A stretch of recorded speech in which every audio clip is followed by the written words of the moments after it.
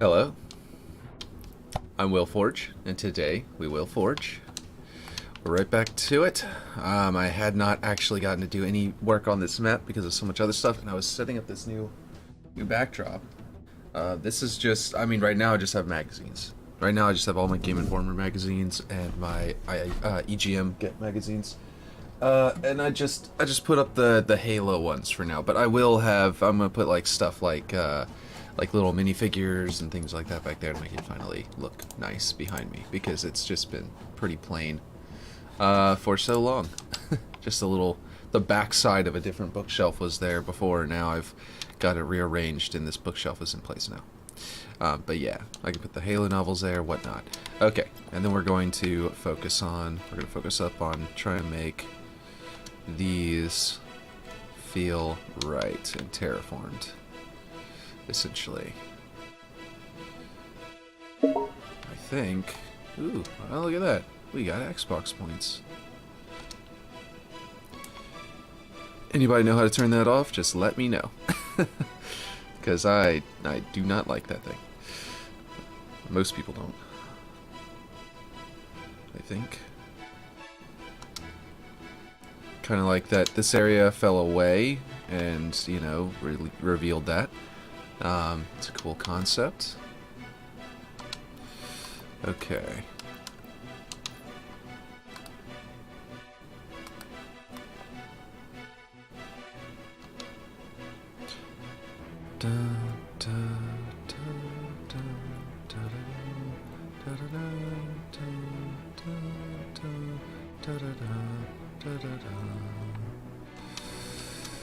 So it occurs to me that we're in the middle of a desert, so creating a bunch of cold is not going to make the moisture reappear. So instead, it seems to feel like microbiomes. Cool.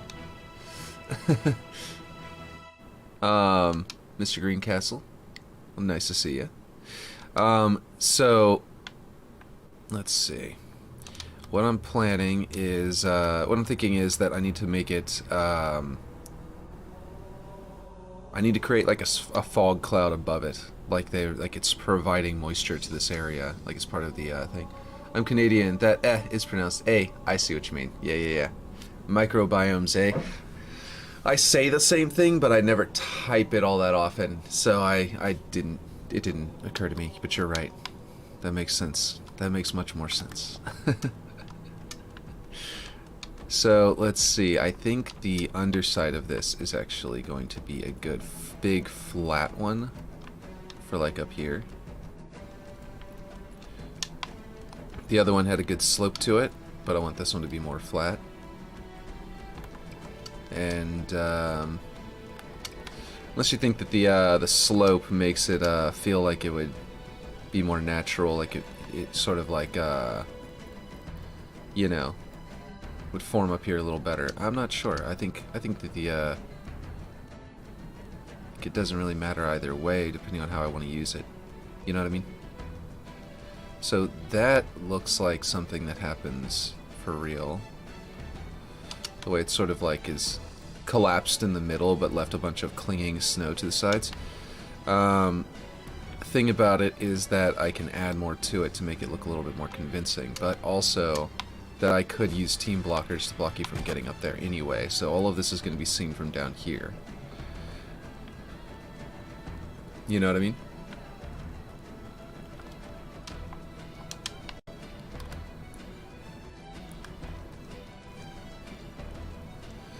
Let's see.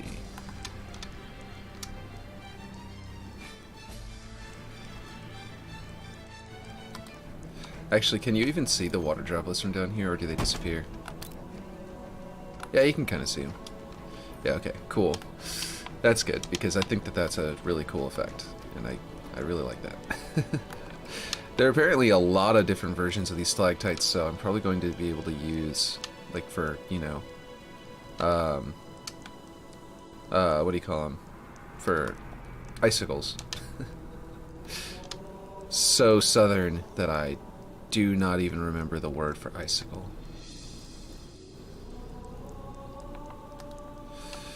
Let's see. I think these are going to be... what do you think? Do you think it'd be cool to be able to allow people to grapple shot up here? Or do you think I should just team block it? Because I'm thinking about team blocking it, but honestly I could, in theory, allow you to at least get up to this part. And then just do a soft kill. You know, soft kill there, soft kill up here. And then the count, there's like one really big soft kill around there. And then the timer would just sort of count down. And actually, since I'm gonna have flying vehicles, maybe I should put one really thin soft kill right on the surface of this area.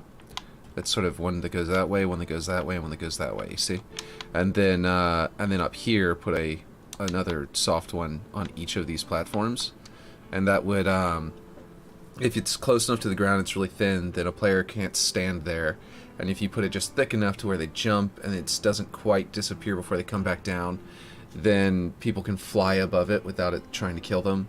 Like you could fly up here and sort of hover right in this spot and sort of corner yourself. But it would allow you to sort of use this as a, like if someone was over there in another flying vehicle, you could fly back here and sort of use it as cover for a second to try and revive your shields, you know? Without having to fly all the way down here into this mess and get all tangled up in these columns here. It might be a heater kind of day, which is kind of weird. That's been happening in Louisiana a lot lately during spring. This area looks like it got recently revealed. I wish I could, like... This is where I don't understand what they did with decals. Like, why isn't there a natural section here? You know what I mean? Like, there should be one that looks like frost. So that, yes, we can use the dirt layer on objects, but we could specifically paint some areas with a decal that looks like frost buildup. Or dirt, or rust, or anything. And it would be like, yeah, I want there to be rust everywhere on here, but I want there to be rust specifically right here, because I got this water dripping down, and I want it to kind of rust right around here. You know what I mean? Like, that should be one of the things they use decals for. And there needs to be a natural section for that. But I'm going to basically put a pile of snow right here, like this chunk just sort of fell down and piled up right there. So that is what I will do next.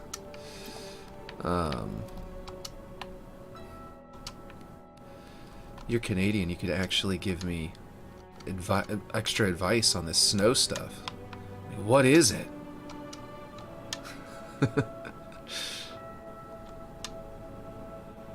I'm just like, I have no idea what this even is. I don't know if I should reuse this one a lot, or actually, if I should, let's see, Biomes, Glacier Rock. I think I need a Glacier Rock here because it should probably look like it's starting to melt.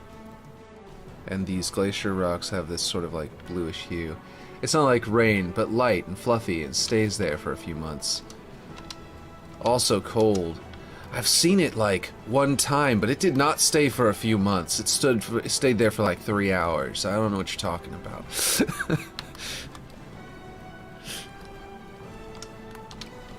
I was baffled and amazed.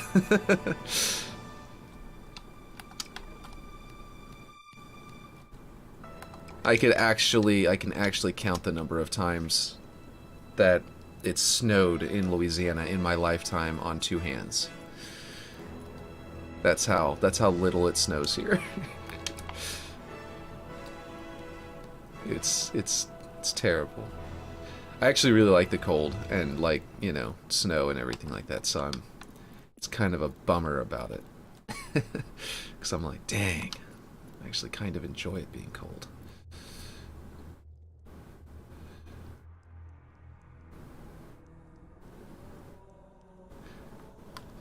Let's see. I feel like this is too big. Like I made this too tall. And I feel like it should be flatter. But I do like those lumps on top. And I was going to use the lumps to sort of make it look like it's wrapping around, but then it started colliding, like poking out over here. Okay. That doesn't quite look right yet, but if I put something like this inside of it, it kind of looked better with just the slope so far. Let's see. Let's do this. Sort of arting as I go, which I'm very aware is not the way to do it, but not the way it's done anyway, but it's the way I do it, which I've talked about before, I think. Recently, actually. Ooh, that is not good because of the way it's transitioning to the ground. I definitely want that natural transition there. Let's just scale the whole thing down because I don't actually need it to be that tall.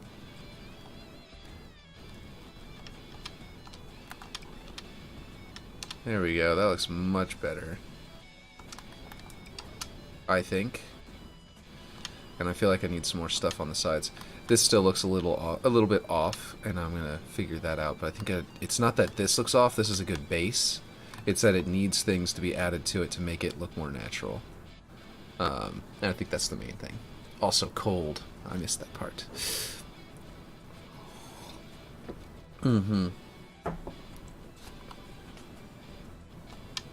Mr. Greencastle,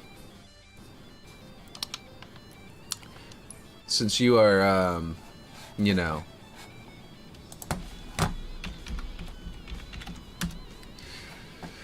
let's see, my only patron to date, right? Here's my question. Would you like me to hide a green castle inside this map somewhere? I know you usually do that once you've built, so if that's the way the signature works, and you don't want to go exploring into the idea of putting it on maps you maybe didn't have anything to do with.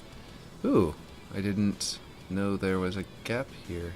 Huh. Well, I'm going to cover that up with snow anyway, so that's fine. It tells me exactly where I need to put my mound of snow there. And, but yes, let me know if you want me to do that. Let's see, I do like this mound. This mound is nice. It is actually the rock shape that I use. Usually only do it on maps I helped make. Yeah, I thought so. So yeah, that'll work. I just thought, you know, if you wanted. Let's see. If I, for example, do this, and I stretch it out, it'll feel like a mound that fell straight down from the edge. You know? I might need to make it flatter, but basically it'll feel like it fell straight down, rather than, you know... Some of this other stuff is starting to feel like it kind of clumped up here over time, but like, I don't know, maybe I made that too big to look like the piece that fell off of there. But... it's just, this area basically is just to defy the concept of the desert surrounding it. Like, this is supposed to look like, well, what the fuck is keeping this thing cold? Everything else is hot. There's liquid water going to be down here and all that. But yeah. Now, I need to figure out, what's the best way to add frost to something? I bet there's actually a way to do that. Like, something better than what I was doing before. Because all I did was shifted the color of that object, but like... Yo! How's it going, Mr. Studio? Let's see. Let's see, if... I haven't gotten to touch the Dragon Ball Z map since the last thing I did on it, by the way. I need to get back to that for a minute. I was building the backdrop and stuff like that for my stream in real life. So, building that shelf, well, not building it from scratch. I actually found that shelf on the side of the road years ago, and was using it to store my craft supplies for making D&D terrain. And then I eventually got to the point where I was like, okay, well, it was very poorly built. That's why I decided to, like, I was hardly using it at all. So what I've done is completely, like, restructured it, and it's looking much better now. Like, it works so much better now. So do you think I should cling this higher? Maybe, like, higher, like the bottom parts have fallen away? Or should I flip it over and be like, well, the top part is where it's touching, is where the sun is hitting. So even though this area is terraformed by, you know, these forerunner structures, the sun hits up the top more, so it would melt it just a bit and give this sort of sense of collapse. See what I mean? Alright, haven't been on Forge in almost a week, and I gave the girl I'm talking to a gift because she gave me a gift first. Nice. Nice. How'd that go?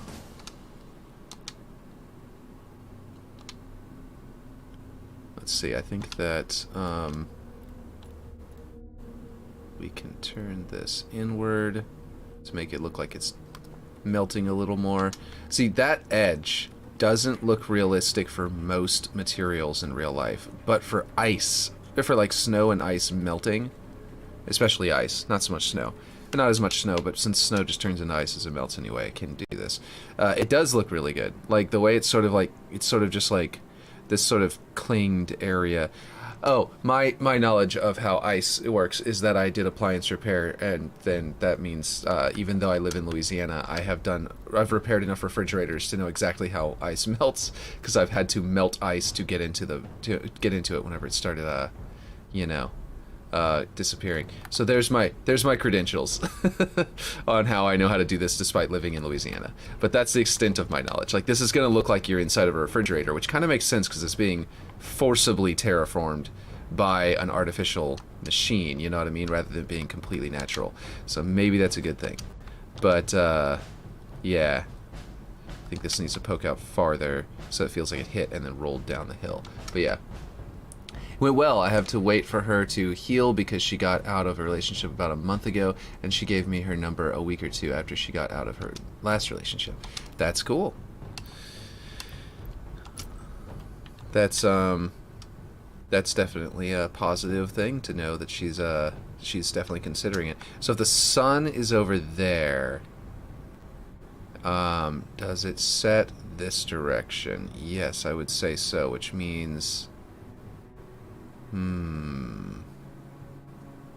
if I rotate the sun so that I can pick one of these faces to say this side almost never sees sunlight, then I could put this into the wall on that side and be like, yeah, no, this is like a very frozen portion. You know what I mean?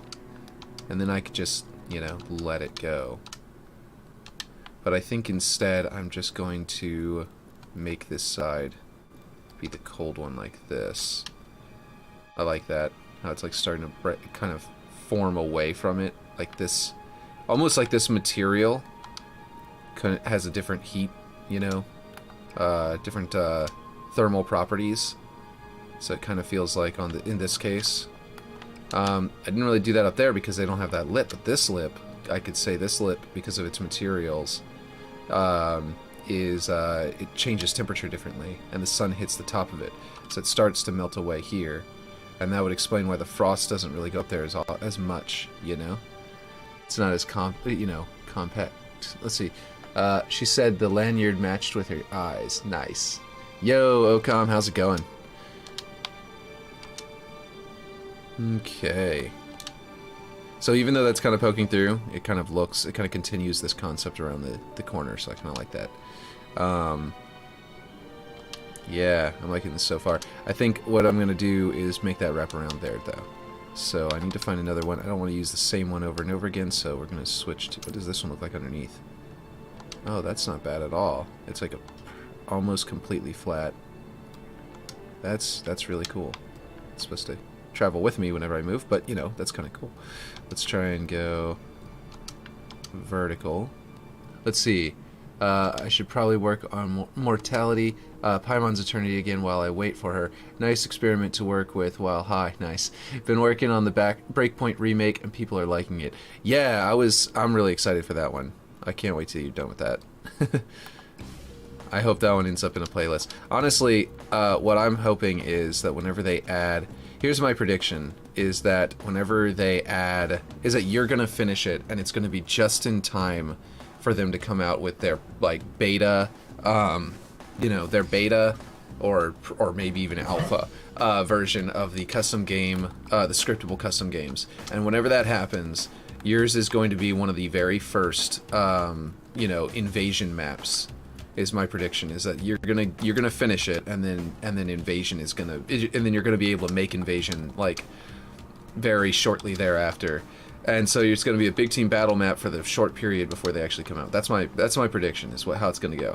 I'm hoping that that's the case anyway, because that would be great for your map too. Great advertisement, so to speak, for your work. Oh, I like how that's wrapping around the door frame, actually. That's kind of cool looking. It was an accident, but it wasn't how far I was planning to go, but it looks kind of cool. And I'm liking this a lot. Obviously, it needs some more transition down here because this transition is weak. The glacier kind of feels like this is so much just snow, but I like how the glacier has that sort of bluish. It's like they have like what is it called? Where they have the light kind of, they're simulating the light bouncing through it and coming back out blue, which I forget what the word for that is, which is a shame because I'm a 3D modeler, so I should know this, but not so much. Okay, so we've got lots of different stalactites. Okay, someone said something. There's an invasion scripting framework by Captain Punch, but it's not being implemented yet since scripting in Season 3 is messed up. Some people can't even type identifier names. Oh, really? He's got the game mode written out in Miro with the same nodes as in Infinite. Nice. I wouldn't be surprised if one of Will's maps eventually goes into matchmaking. I would love that. That's the goal. So that would definitely be awesome. But the yeah. So the if they've got fire. So they are making. One thing I'm feeling out is and this is one of the things I'm trying to make my decisions on what I'm actually crafting in Forge, is that, like you're saying, that there's someone already making firefight in the scripting right now. But the thing about it is that then you have to put that into the map. I predict that what they're going to do is make it so that we can actually, with the ability to script our own, game modes coming out. What they're working on.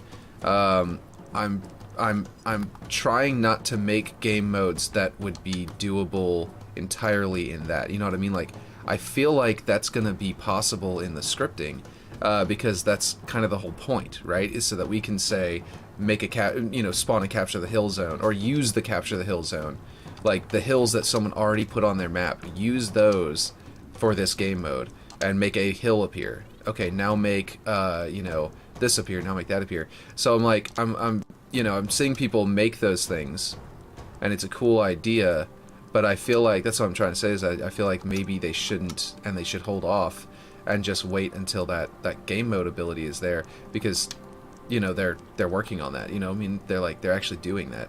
So it's going to be a thing that we can do easier. I think I need to tilt this a little bit this way. No, that doesn't make any sense. Gravity doesn't make cones that are slightly tilted that way. Okay, but that's one of the reasons I've been holding off on some of the ideas that I have for so far, is that I'm predicting that that's going to be, kind of not like a complete waste of time because people can enjoy it in the meantime, but a sort of waste of time, you know what I mean? I think actually this would heat up the metal, and the metal would melt first. The metal would make the inner ones melt first, so there would be smaller inner ones than outer ones here, if I'm not mistaken. Like the sunlight's hitting this and just shining off of the ice. So basically what I'm saying is that those are all really cool that somebody made those, and they're going to be able to possibly copy and paste some of their scripting into the custom game modes. But if the whole purpose of the custom game modes is to, is to be like a source for us to make these kinds of things, then I'm thinking it's kind of a waste of time. Not really waste, just like they could be doing something else and making a cooler map that's going to inherit the new game mode type. Sorry, just trying to drink some coffee.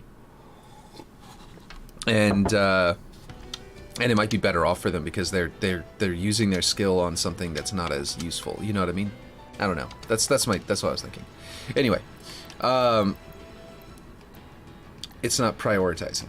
But your map is prioritizing because you're making a map that's going to inherit all that later. That is a cool mount. Look at that. I can just like, boom.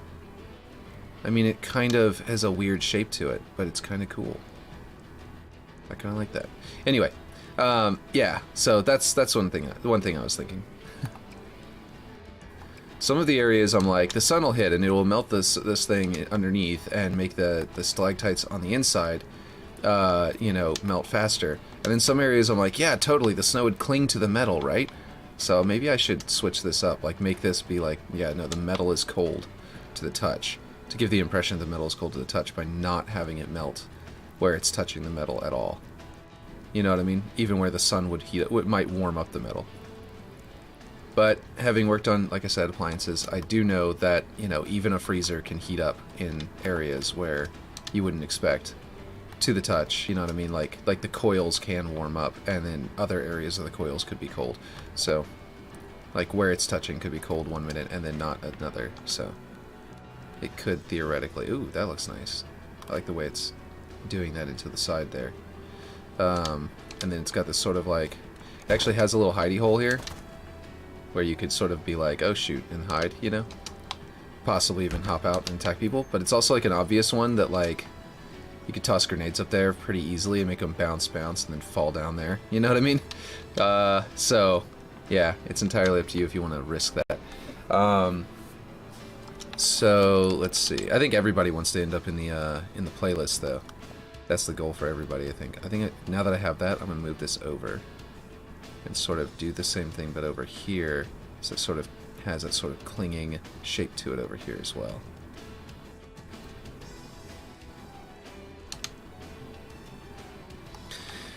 We just got to keep our lead. I mean, I know that Unreal Engine... I mean, that Fortnite has had a map editor for a while, so we don't really have much of a lead. Technically, they've had it longer than Forge has... Or than Infinite has had Forge. But I feel like we have a lead on them as far as, like, the quality maps and the scripted maps go. I'm probably not going to make it into matchmaking. I mean, if you keep working at it, you will. I don't think that you... I don't think you're doing badly. I think that if you just make I mean, like, there are a lot of people who are really, really good, so I can understand why you would be, you know, you wouldn't necessarily believe you could right now, but you definitely could, you know, keep harnessing the skills, and keep, you know, growing and stuff like that. Like, I'm not that much better than you. It's just a matter of, doing it and gaining enough experience in it.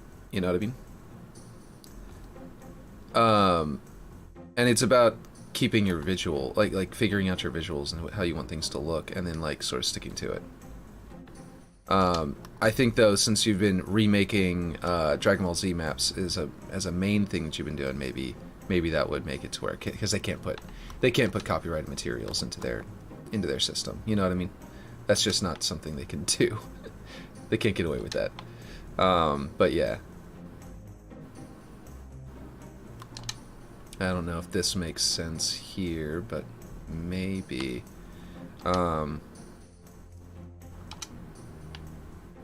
Okay, yeah, okay.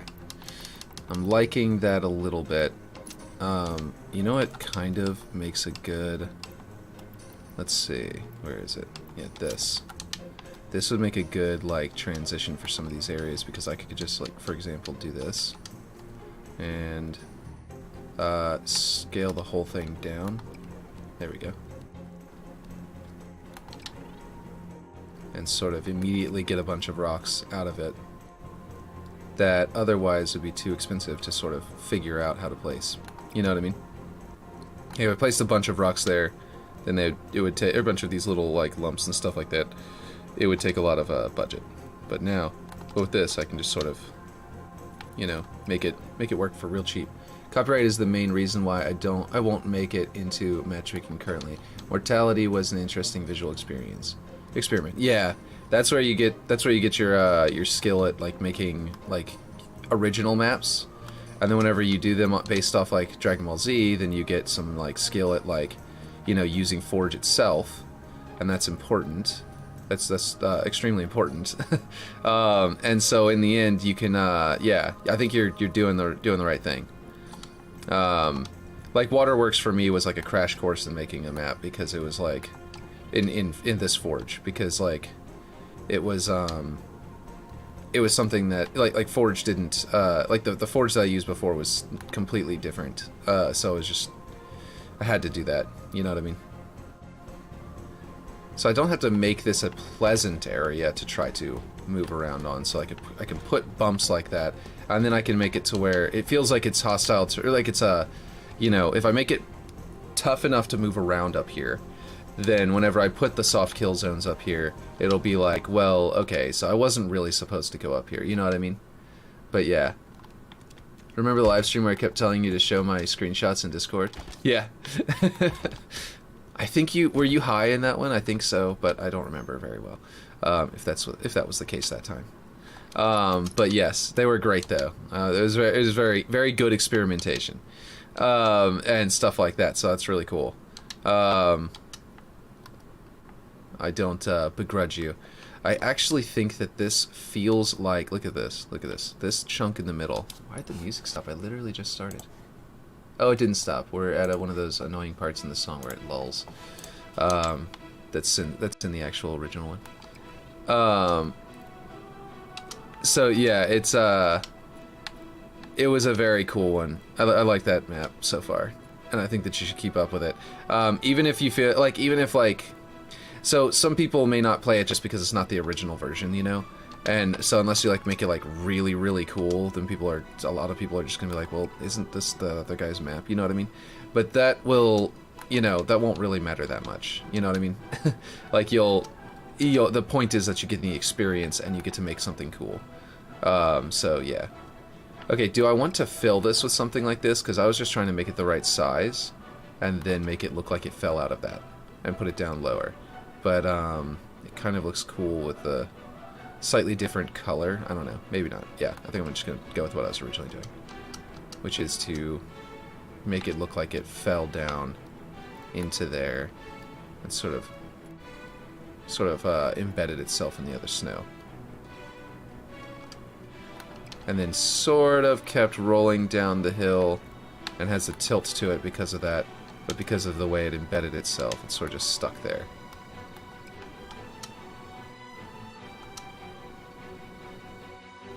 Looks pretty good so far.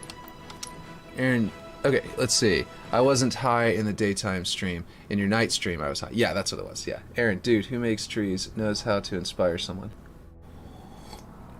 He sure does. I mean, you can just slap his trees in anywhere. Like, as soon as I knew I had an idea for what I wanted to do with this area, with the water in there and plants growing around it and stuff like that. But it wasn't until I slapped this tree here and saw the roots gripping around the metal, and I actually messed it up and ended up making it not grip as closely anymore. But I'm going to readjust it. But basically saw the roots gripping around the metal because of it, just a coincidence of how he had built the roots. And then I immediately was like, I know exactly what I want to do with this area. And it was like instant. And I may not even do it on this one. I might move it to that one because that's where the water will be coming down the hill from there. But I could technically make the water come down that hill to there and adjust how this hill is, because this was a placeholder block out hill anyway for Big Team Battle Arena. So I could theoretically make it like a riverbed style thing coming down this way and flow it into there, which would be pretty cool. So yeah, I might do something like that, especially because like this stone here kind of reveals that this area is more made of stone than maybe this area is. Maybe this is more sand. I mean, there's lots of stone on the surface because I inherited it, but if I change it to have the riverbed, it'll be more dirt that I'll be building it out with anyway. And then I can sort of put the sand on the side, like almost like a beach, because it's you know, because it's a desert sand with an unusual river flowing out of it. But yeah, so basically if it comes down this way and comes into that, then that would definitely work. And maybe that would be more interesting than having it come straight down into this one and just being like, yeah, look, snow, biome. Now it'll be like snow, whatever this is, and then the water goes down here, and that's the one that's growing. You know what I mean? Having the one that's sort of cut off by a cliff here, be the one that's sort of like there's a division, but then it's unified by the river. You see what I mean? Like the map is creating a division here, but the visuals, the actual aesthetics will create a unification that sort of connects this one to that one. And I think that'll be really cool. Let's see. Seeing Aaron art Beaver Creek blew my mind. I got an ambitious idea. Yeah. Yeah, Aaron is very inspiring because of how much he managed to do and how much he's like learned and grown on that stuff so quickly. It's pretty crazy. Okay, so Let's see, is there... What just happened? Did my game just crash? No, it randomly... Oh, I see. WinZip toolset. Clean up 6 duplicate files in your downloads folder. Interesting. Don't care. It's trying to get me to do stuff. I don't want to do stuff. If I wanted to do stuff, I wouldn't be forging. Let's see. Forge has very fast prototype. I think helps for learning and sketching ideas. Yeah, no, I get you. I agree. I can't wait to, I cannot wait to be able to do campaign. Seriously. I have been wanting to make this. I've been wanting to, I wanted to write a novel based on my ideas that I'm doing, and then I wanted to see if I could get, I was super ambitious as a 15-year-old, being like, yeah, I'm gonna write a novel, I'm gonna go and I'm gonna go to E3, I'm gonna meet these guys and I'm gonna show them my novel, and I'm gonna see if I can get them to publish it. I just have to write it first, and then I just never got around to writing it, so I never even got to plan to the next step of the plan. Yeah, it was yeah, I've been wanting to, and now it's going to be in an official Halo game, so that's kind of really cool. I just have to actually get to making it, though, you know. And once they add the AI, I cannot wait for that. It's going to be so cool.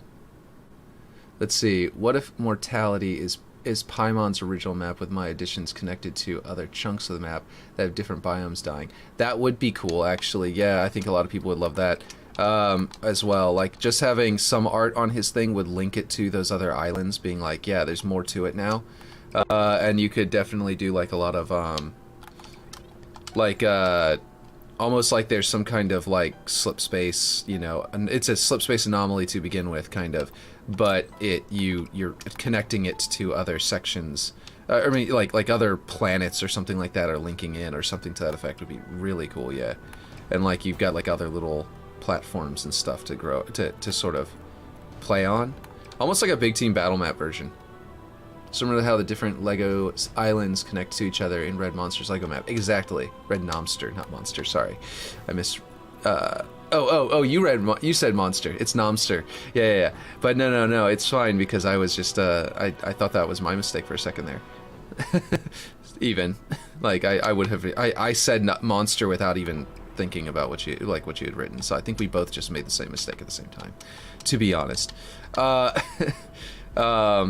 But yeah, so basically, I looked away and then said Monster. I glanced back at Forge and said Monster. Autocorrect got the best of me, Lamal. Yeah, and then but then I don't think I read it. I think that that was actually me. Anyway, so yeah, no, his maps are awesome. He was talking about Unreal Engine Fortnite, so he might be switching. I don't know. I don't know if it's going to be permanent, but he's talking about it a lot. I don't know if he's just talking about it, though, to try and get 343 to change, you know, Forge, which I fully agree that they need to take some inspiration. I feel like this feels naked right here where it's on the edge. I need another one of these stalactites. I think I'm gonna grab this one that has the disconnected section, because it'll feel like the end, you know what I mean, of this section, and sort of put the thicker portion inside, connected to the other thick portion, and then the thinner portion sort of slightly farther away, possibly even wrapping around the corner there, by just extending it out a little bit, so that I've got what feels like, let's see, I think I need to bring it up, though, and make it sort of, ooh, I know what I need to do. I need to tilt it this way. Okay. Just a slight bit, not enough to matter. Now it kind of looks like it's not something that would form anymore. Alright, let's see. That's not bad. I feel like I need something right here, which would be probably a good idea anyway, because it kind of feels a little naked.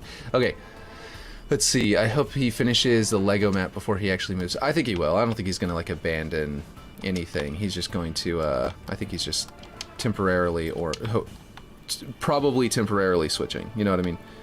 And also, I'm just guessing off of what I see on his Man, this almost makes a better slope in some ways. But anyway, I'm just guessing based on what I see on his Twitter. So he may not even be switching. Like, I might just be, you know, making stuff up. And I don't want to make stuff up to make other people look bad or anything like that, or look different or to anybody.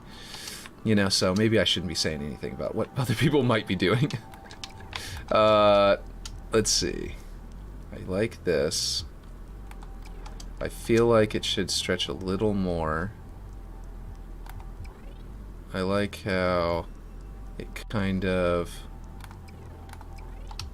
goes, let's see, that way. For some reason, it's doing that thing where you have to hold down the joystick to make it work. There we go. I kind of like this slight mound here. I kind of feel like it needs to, though, go all the way back into that crevice if it's going to be there, because it looked like a weird, like where it ended looked a little strange. Now it looks a little less strange. And that creates a sort of transition into this blue, this all blue, because this thing is a little blue and a little white, so it kind of helps. Let's see. But I just basically, I don't want to say if you know what he's doing because I have no idea what he's going to do. You know what I mean? What he's planning. But yeah, and like I said, for all we know, he's trying to convince 343 to do things. You know what I mean? By pretending like he's going to leave if they don't, you know, make it a little more, you know, robust to try and match Unreal, like Fortnite. You know what I mean? Who knows? Ooh, that was weird. My side-to-side movement just quit for a second. But yeah, okay. So, in other words, he might be trying to make pressure. He's trying to pressure him. You know what I mean? Maybe. Let's see. My favorite chunks in his Lego map are the Minecraft chunk and the Mario chunk. Those are really cool. I haven't actually played his map. I was just watching him make it on Twitter, basically, by seeing each of his images over time. And it looks really cool. Like, really awesome. So this steam, by the way, is what really is going to sell this concept. Like, from far away, it kind of looks like snow melting into the sand, so it looks good, like muddy snow at the edge there, and that looks good. But whenever you get in close, it starts to be a little bit like, you know, the transition is a little bit harder, a little bit easier to kind of notice. But putting the steam rising off of the edge, like the like the moisture is just like all the snow is just straight up evaporating there, I think is going to really sell this whole thing more than anything. But yeah. And I might want to put like a fog in here, like it's like you're inside of a refrigerator, you know what I mean? Because there's such a vast difference in temperature from outside and inside. There are also, of course, cold deserts that just have no water, but this one is clearly not no water because there are trees growing out there, you know what I mean? It's got some kind of moisture, and if you come up high enough, you'll see that they have little lakes, like there. So those lakes would be absolutely frozen. I mean, maybe not, because it's so much higher off the ground. But yeah, those hills would be frozen if this was an icy desert. So they do need a temperate desert. That would be cool. Even in his, let's see, I haven't played in his map yet. I've been looking at it on Twitter. Also, yeah, even in his Discord, he answers my question about how much budget he used so far. That's cool. I feel like this needs to have some snow here. That's how I'm feeling about this. Yeah, Red Nomster is really cool too. Like he does a lot of he talks to people a lot. But that's not the one I meant to put. No. Okay, I need to delete them both so I can stay where I am in the folder. Okay, I kind of was thinking about maybe flipping this over and using it again to get some rocks, but then like create like a maybe there. Create a sort of clinging section. I can scale it up. This is just going to make floating rocks, isn't it? Because it's got rocks all the way around, except for... Nope, yep, all the way around. Yeah, no, never mind, this isn't going to work. I was thinking I could just clip some of the rocks in. I thought the rocks were just on one side, but yeah. Okay, so I need something that will look like it's wrapping around a corner, like this one, and then that it is sort of decaying, which is an old friend from Waterworks, given that this is what I used for these stalactites there. Might make it look like a mound, so that up here, so that it kind of looks like, I'm not sure why that mound would form Maybe not. Maybe I shouldn't make it mound up. Because, why would it be there? But maybe it just melted that way. And it sort of comes down and sort of melts into that stuff. So I kind of like that a lot. Yeah, that looks good from down here especially. And I think it looks good from this height as well. So if you're in a wasp, you're going to see it like that. That was pretty good. I think we might be good for the refrigerator for now, essentially. Oh, let's see. Gamer. Hey, how's it going? Oh, hey, Aaron. We were just talking about you, Lamau. What for? I mean, were we? I think we were talking about just Red Knobster, right? Even in his Discord, he answers my questions about how much budget he used so far. Oh, you're just messing with him, I think. We were talking about Aaron because we were talking about your trees, right? And how inspiring they are for our own maps. Right, that's what you're talking about. Yeah, we were like, yeah, you plop one of Aaron's trees in here. Like I was talking about that earlier here, and Shitography brought it up originally, but I came in, I was like, no, I agree.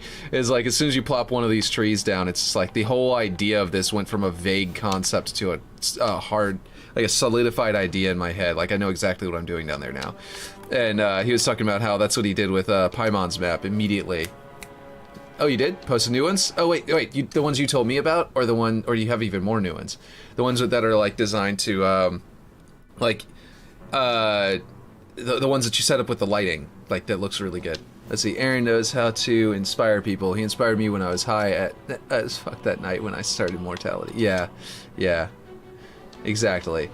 The longleaf ones. Yeah. The ones I was saying, like... These are really cool, guys. They're really cool for specific reason. Like, if you think of, if you go off of like what he's already done, you know what I mean? I feel like it's like, so he's already sort of made some pine trees, right? So it kind of looks like just more pine trees. But the cool thing about it is that it's not just more pine trees. They look really realistic, and the really cool thing is that the way he designed them has negative space between the branches that can be used to put light going through them. They can of course be used in places where you want to be able to snipe through them and stuff like that. So like the entire concept, as soon as he showed them to me, I was like, that I didn't even think about how that was necessary. This is absolutely really cool and necessary, and and I'm glad that you made these. Like I immediately was like really excited about them because of that.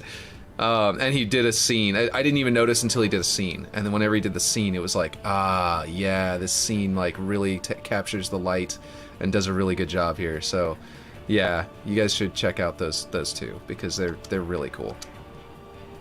I'll probably use them here specifically in some areas where I want that light to be shining through them because they're going to make cool shadows on the ground, and they're going to make like whenever you look up at them, they're going to have that light.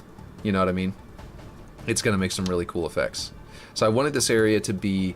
Do you have them in here? Not yet, but I can definitely... I think I did... Wait, you sent them to me. I think I might have...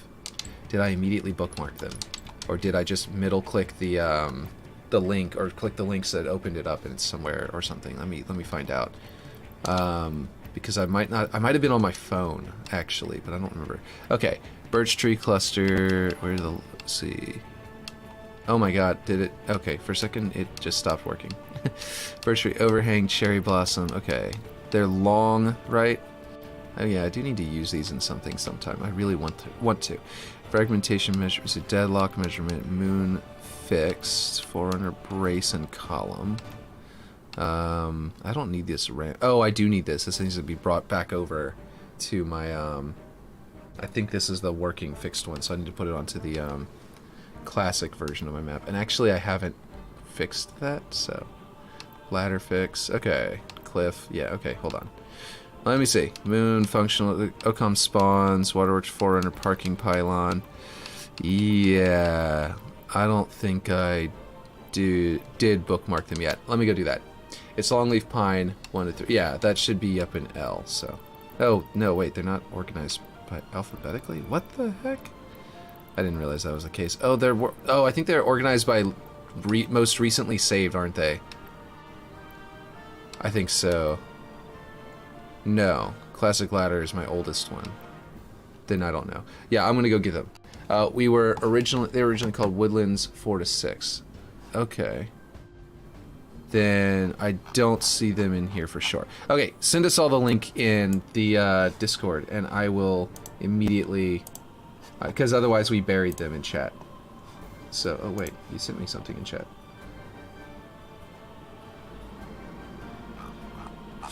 Let's see. Oh, you were saying I should do my first-person shooter in Unreal Engine in there. I agree to some extent, but I disagree to others. And this is why.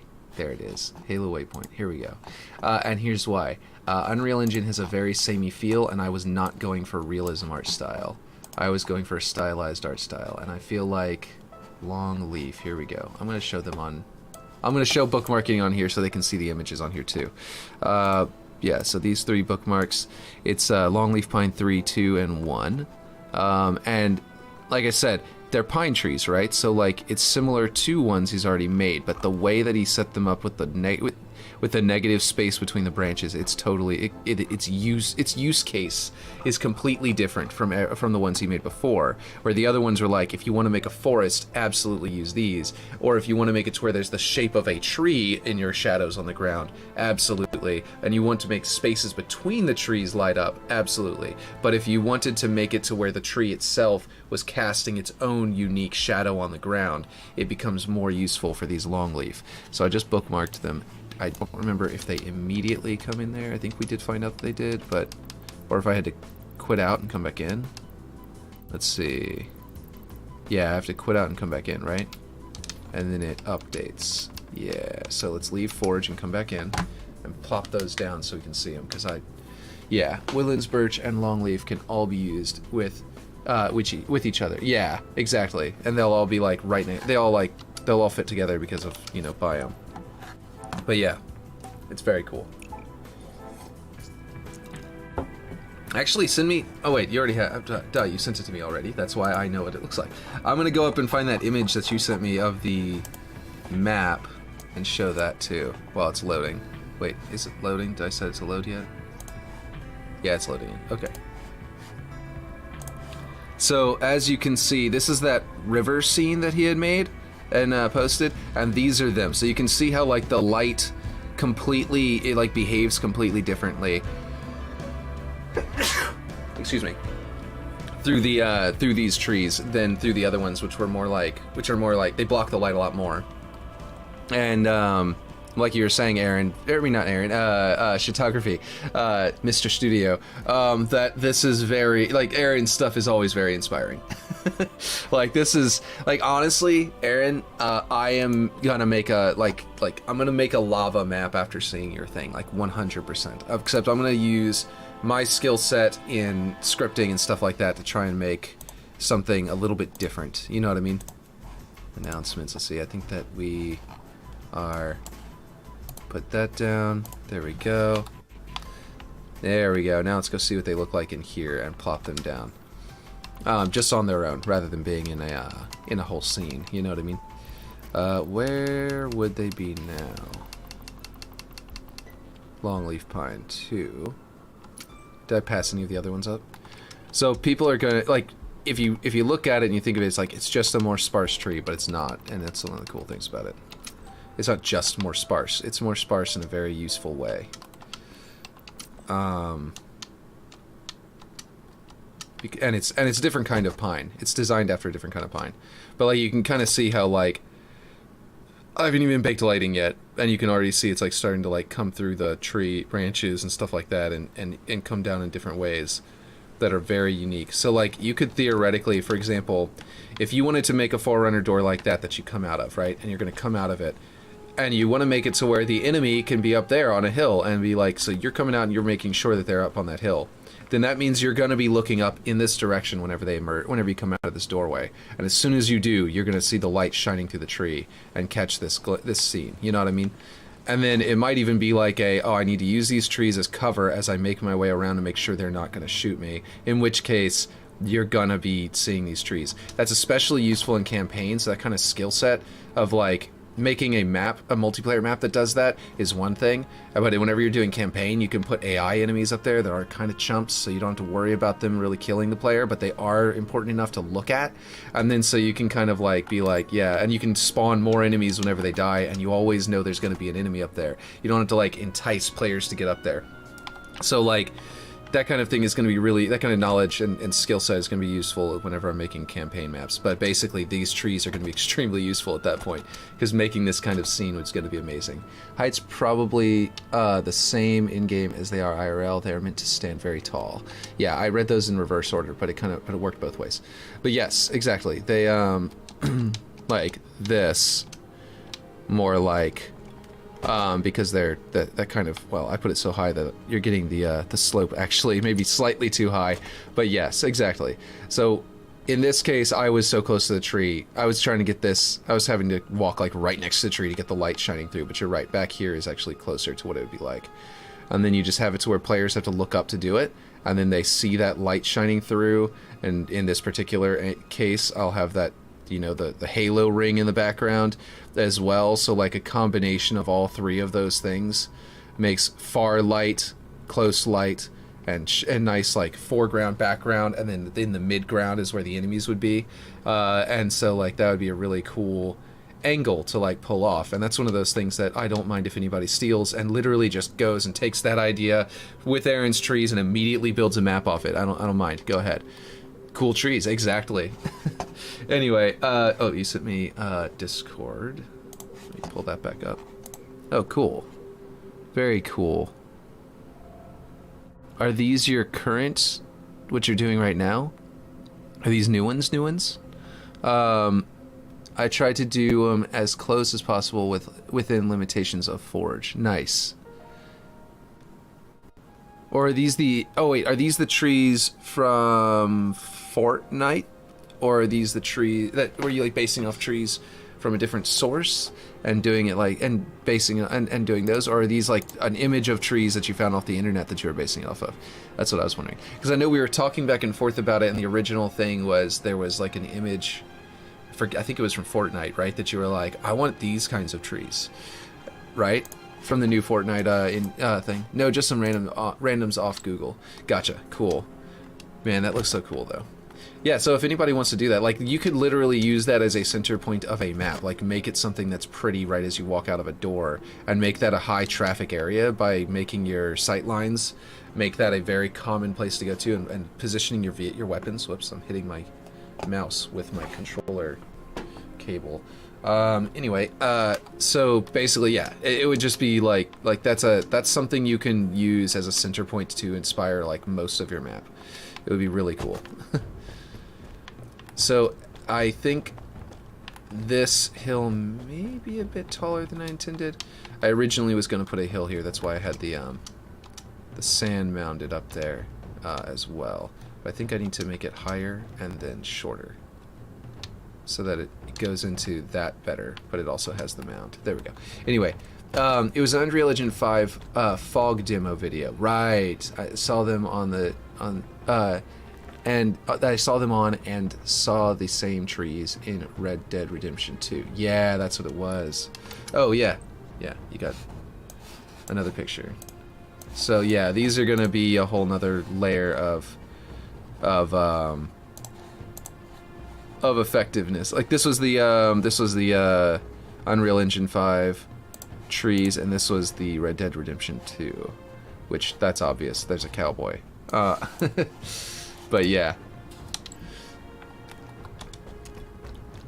So I kind of was going for the idea that footpath brought you around here because it gives you some cover around that way. So that area of the snow is more covered, and then footpath comes this way because it goes straight down. You'll sort of transition to a slope there. So yeah, that looks pretty good. I think what I'm gonna do is it kind of creates more of a plateau than I was originally planning. So what I might do is shrink this down just a little, and that'll give me a cool like lip there to go off of, or to like have revealed of the metal. Like that little bit there will kind of look good, I think. And then if I bring this back down, just, no, not that way. There we go. If I bring this back down, just, why is it undoing the, oh my god. Okay. Come on, guys. Come on, guys, as in the bugs in this game. Okay. Let's see. There we go. maybe raise it up a little more again. Getting dangerously high as far as like the edge of this thing about to poke out of this other snow and make it to where I can't go any higher. There we go. And then a little better there. There we go. Okay, let's see. I'll be halting trees until Duquesne's done a video. Ah, is he going to do a video about all of your trees? Because I want Duquesne to show things off like this, like the use cases for the trees, like the various use cases. Because each tree can like if he shows off how shadows fall versus how they don't, you know what I mean? Like versus other things. Like I think he really needs to deep dive into your trees and how to use them really well. That would be really cool, I think. Let's see. So this is sort of a bare bones wall, which makes sense because the sun is currently hitting it. So I kind of like that. But I feel like there needs to be some ice down here. And I wish there was just some straight ice sections, because currently there's like the, there's Glacier. And Glacier has this sort of blue on the bottom of its stuff. But if you flip it over, it puts the snow on top, and it kind of doesn't quite feel like what I'm trying to go for, you know what I mean? So it's hard to find a way to put that down there without it, you know, with it staying blue, you know what I mean? But it's something I can probably figure out. Let's put a different chunk than any of that I've used so far. I think I haven't used this one. Or if I did, I warped it a lot. Which I am about to warp this one. Ooh. Oh. Wait, is that just shadow? Oh, that is just shadow. I thought that had turned blue like the, I mean, it's a very bluish shadow. But man, I thought that was doing what I wanted to do. I thought it was turning it into a blue one. Oh, this would be good this way. Oops. Let's see, speaking of Duquesne, I'm going to take a look at his regrow map for mortality. Oh, he's got a... Oh. That's cool. After I get out of work later today. Hey, Shitography. When I was already going to do this, so it wouldn't be out of my way. Do you want to study some scripting and learn a little bit by watching me script something and then using it for your map? Because here's what I was just thinking. They have, I'm making that, you know, I'm doing that thing where I'm working with, what was his name? What's his profile name? Ripshade, on his map. I think that's how you pronounce his name. I still technically haven't asked him. Basically, I'm working with him on his, and I've talked about this before, but the thing about it is that that his map is the one that I'm going to do the first time I'm going to use, probably the first time I'm going to use. I don't think I'm doing it any other way. The idea that I had with, I'm letting the lip of that corner poke out to look kind of cool.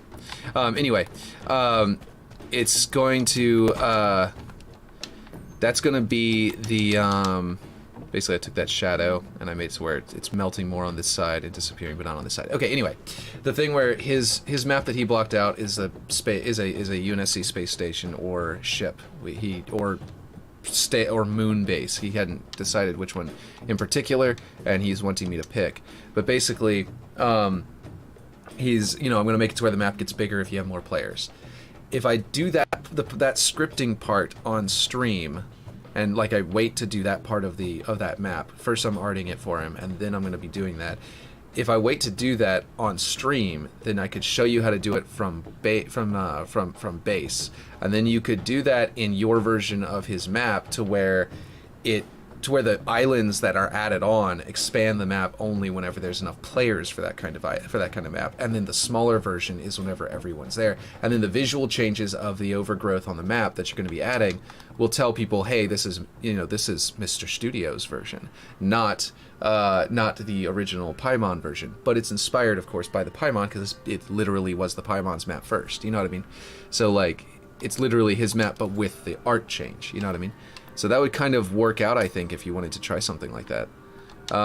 But yeah, and I could just show you on stream what that looks like, how I'm planning on doing that, and you'd be able to learn some scripting in the process, which would be pretty cool.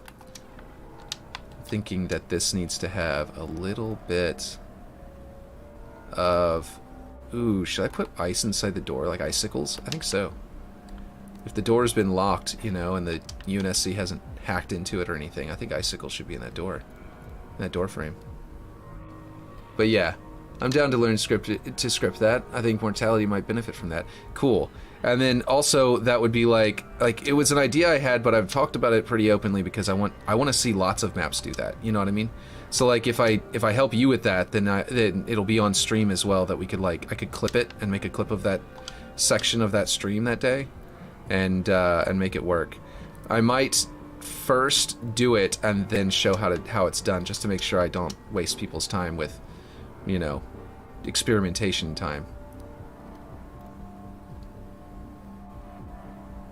But yeah, exactly. You know what I mean? Like basically just actually like make it first, and to verify I can do it the way I want, the way I expect it to, and not have to like rebuild it and redesign the script to work a different way. You know what I mean?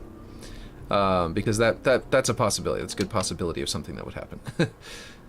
As y'all have seen me have to do many times, like with the script, like with the pump shroud, and then I end up needing help on it in the end. So check this out.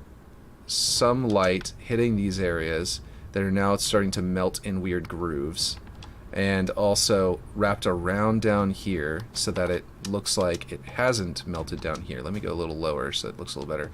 Hasn't melted as much down here.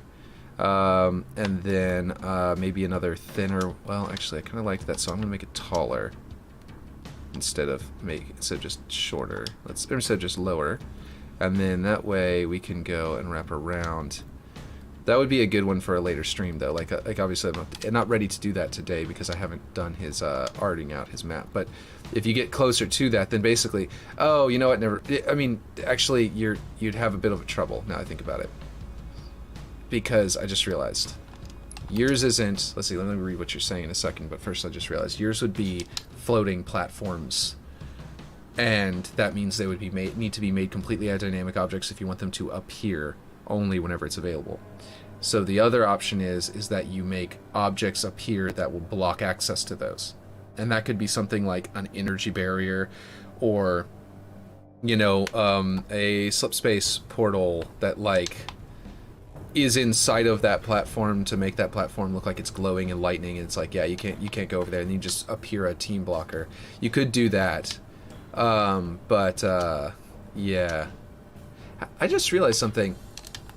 Guys, is there a bit of promise? I don't think it's possible. They keep saying it's not possible to scale dynamic objects, but I just realized that they're working on scaling effects.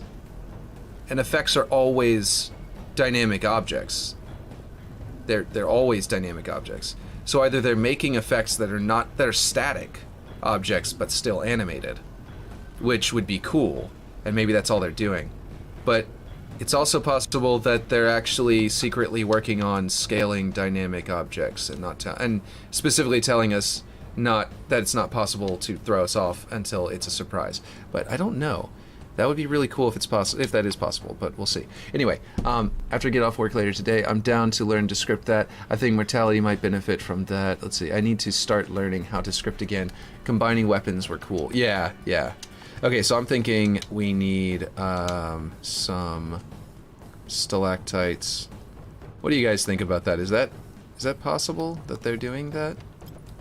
That we're gonna see potentially some nonsense, some cool nonsense added to Forge. Okay, some of these have got to be sloped, right? They have all these different versions of the stalactites. Okay, that one's flat across the top. That one's thin enough that I could put it together. And some of these I could clip into the wall, but none of them are sloped at the top. So I'd have to clip them into... Well, this one's actually sloped. You know what? This one's sloped enough. Because it needs to be sloped down low, I realized. Not at the top. Like, if I clip this, if I do this, for example, it will look like it's just forming there, and then I just need to put like a lump of snow there to try and make it feel like it's actually forming in that. Ah, why is my thing moving around? I was also thinking about putting a light there. That little alcove. I was actually surprised that that's not an area you can just set to emissive. it's apparently not, and it's kind of weird to me. But, yeah. I think, whoops, I meant to turn that on, thinking that I had it off, and I turned it off instead. I went shooting up into the sky. That's kind of poking out a little too much right there. I think that's kind of annoying. But, oh, you know what I need to do? I just need to scale it back this way so that whenever I move it in to and over, it disappears. Or I need to use the other side, actually. Ah, my joysticks are, I'm going everywhere right now. Pardon the rocketing around right now. It's for some reason I'm not able to control my controller right now. But yeah, let's see. I need to start learning how to script. Yeah. So we could do all of that. I think that'd be really cool to work on that on stream so that people can just use it as a guide on how to set their own maps up like that. Because that's, yeah, like I said, that's something I would like to see lots of maps doing, not just mine. And I think this was best. Let's do this. Yeah. Make it go on that side there. And then do another one where we scale it down. My music stopped. Let's turn that back on. How come it pauses every time the menagerie comes on now? It's coincidentally pausing with the menagerie every single time. And I'm like, that is my favorite song. How dare you? Now I'm going to make that look like a stalactite that's sort of like going down the sidewall, you know, if I can. And even scaling this up to do it, so that I can make it go like that. If I can't, nope, can't put it all the way up. I'll put it on the inner corner and rotate to get my other stalactites out. And that way I can make it look like it's gathering up right at the seam. You know what I mean? It seems like a good idea. There we go. Looks pretty cool. Now I need some snow around that area so it doesn't look like they're just poking right out of the metal. And I might end up needing to like move them a little bit down because that snow is gonna cover them up a little bit. But let's see. We want to get something that looks long and thin and clinging. You know what? I think I can copy this one. I think that one would be a good one for down there. And then I'm going to flip it over and use the thin side up top. Because the way that this one, you know, its shapes are all long. You know what I mean? They're really long going all the way up. It would be really easy to angle it just the right angle to get, you know, some... Why is my... Okay, here we go. Oh, I was on snapping and now it inverted? That was weird. Whenever the snapping was on, it was rotating one direction. So I turned the snapping off. It immediately started rotating the opposite direction for some reason. It was very strange. Okay, so now I can get like this edge to sort of look like it's clinging there. Like it's mounted. And then I can adjust it this way.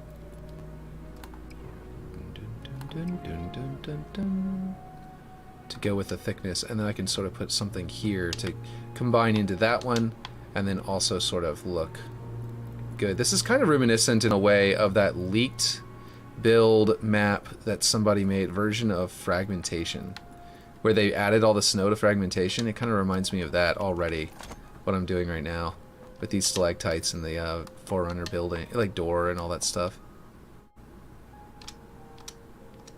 So now that can come out of that one and look a little bit better. It kind of looks like it's clinging a little too much, and I feel like it needs to be a slope. So I think I need to rotate this way until I find a better angle. I don't know if this is the same angle, but this kind of looks good. And I think I'll try it.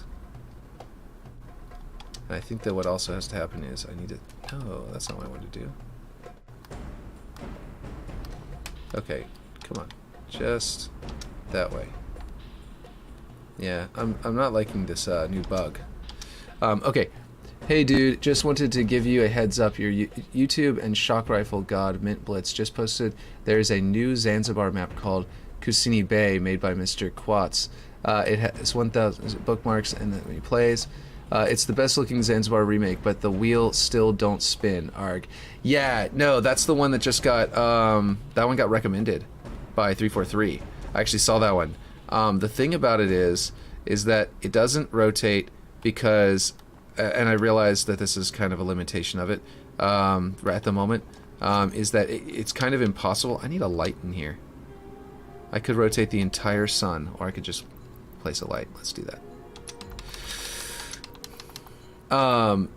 So basically, the thing about that is that it's if you're expecting it to spin, then you have too high of expectations with Forge. So the thing about it, yeah, that's what I was going to say, is that you can't scale dynamic objects. So the problem is that while it would be really cool if it could spin, is that, and while I was thinking I might be able to figure out a way to make it spin, it's still, Forge unfortunately is not going to be able to probably pull that off right now, because it's just, unfortunately, we have a situation where we need dynamic objects, and yet our dynamic objects are not, there's nothing that works for that fin. See, if this was Unreal Engine, you could. Yeah, so basically what the way that it would work is, like, you'd have to find an object, and there is such an object that's close. Trying to remember where it is. But there are some Forerunner objects that are like fin-like, and I don't think that they're the one that you would go with. But like, if you found just the right object, you could theoretically place them there. And I've seen Klen has a script that allows you to rotate objects around a point that is not its rotational point, and have them all rotating around the same point. So making, and I didn't need that for Waterworks, so he didn't give me that yet. Making that, using that script to rotate a bunch of dynamic objects that are the same. Okay, I know for a fact that there's a fin. Oh, you know what it is? You know what it is? I know what it is. It's in, wait, where is it? Supports. Supports is in S. That's going the wrong direction. In supports, they've got these, and they've got a one-sided one. They've got, I don't know if it's the right size, but they do have some of these that are like one directional kind of thing. I don't think this is big enough. But if 343 started supplying, if you switch to dynamic, you have different scales, right? If 343 started supplying more of those scales, because this is still in beta, remember, this theoretically, it's possible that their intention is not to only supply some objects with dynamic scales here, and I'm pretty sure they were talking about that at one point, where that was not final how many there are options, you know. How you can go to like spheres and change their dynamic scale, or terrain pieces, for example. Terrain pieces, just to show how unfinished this is and how you know they're still working on it. I'll show you, watch. Okay, go to terrain. Let's go to terrain, sphere terrain. Let's say you wanted a sphere, but you didn't want these to be limited to the scales of the sphere object, and you wanted, so you created a terrain sphere. And then you go to dynamic, change the size. To show how unfinished it is and how they're still working on it, I'm going to read y'all stuff in a second, because it's getting, the whole game is still in beta, apparently. Turn it off. Wait, what? Okay, well, I'll get to that in a second. Anyway, variants are, this is a small variant. This one is called terrain, sphere terrain, and this one is a larger variant. And it does not, two of them don't have names. They don't even have names. So if you are wanting a really big sphere, this is the best way to get the biggest sphere, because the largest sphere of the actual like sphere object is smaller than this. So if you wanted a huge sphere, that's dynamic, so you could like rotate it or something, then this would be the way to go, or move it or something to that effect. This would be the way to go. But like I said, it's unfinished. They're still in beta, and dynamic objects, and the difference between dynamic objects and static objects is one of those areas that they had to make it, you know, being able to turn any object into a dynamic object, and then most of them being static by default, is all new. Like Halo 5, every object was a dynamic object, if I'm not mistaken. And Halo Reach, I know for a fact, was. So like you could just, like, the physics were turned off, but it was still set as a dynamic object, so that you could click a switch and it would fall, you know what I mean? But the fact that, like, basically you had this option, the physics option, but everything was dynamic all the time. So the fact that, so, like, just the static objects are technically what's new, not the dynamic objects, but the ability to change scale for one object to different sizes as a dynamic object is new. Except for because in Halo 5 you had to go in and then find the, you know, it was more like this. You had to go in and go to, like, the blockers.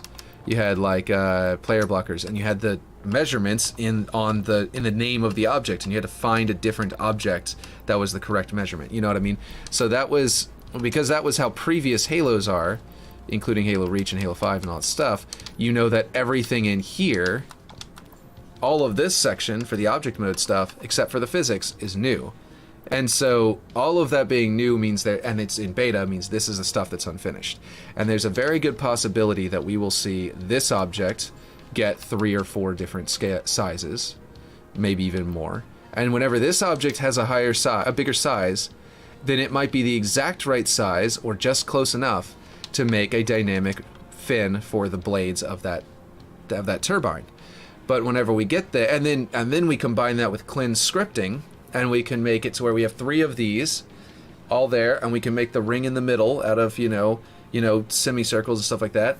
Halo Funtime just moved to Unreal Engine Fortnite. Yeah, it's wait, the whole Discord did, or there's a streamer called Halo Funtime. If Halo Funtime the whole Discord just switched to Unreal Engine Fortnite, then I'm ducking out of it, because I don't have any desire to play Unreal Engine like Fortnite. So yeah, the entire server just posted an update. Okay, let me go to their announcements. Are they moving to it permanently and leaving Halo behind? Because that seems unlikely and a bad mistake. But we have an important announcement. Here on out, we will be spending our time and effort supporting. This is not a decision we made lightly, as commenting potential to drastically change what we stand for. Some of you may ask, but you're a Halo Fun server, what the hell does that have to do with Unreal Engine Fortnite? Great question. In fact, that's what we thought at first, but we quickly realized that Unreal Engine Fortnite could be critically important to our future as a community. Sometimes the mere prospect of fun on its own just isn't enough.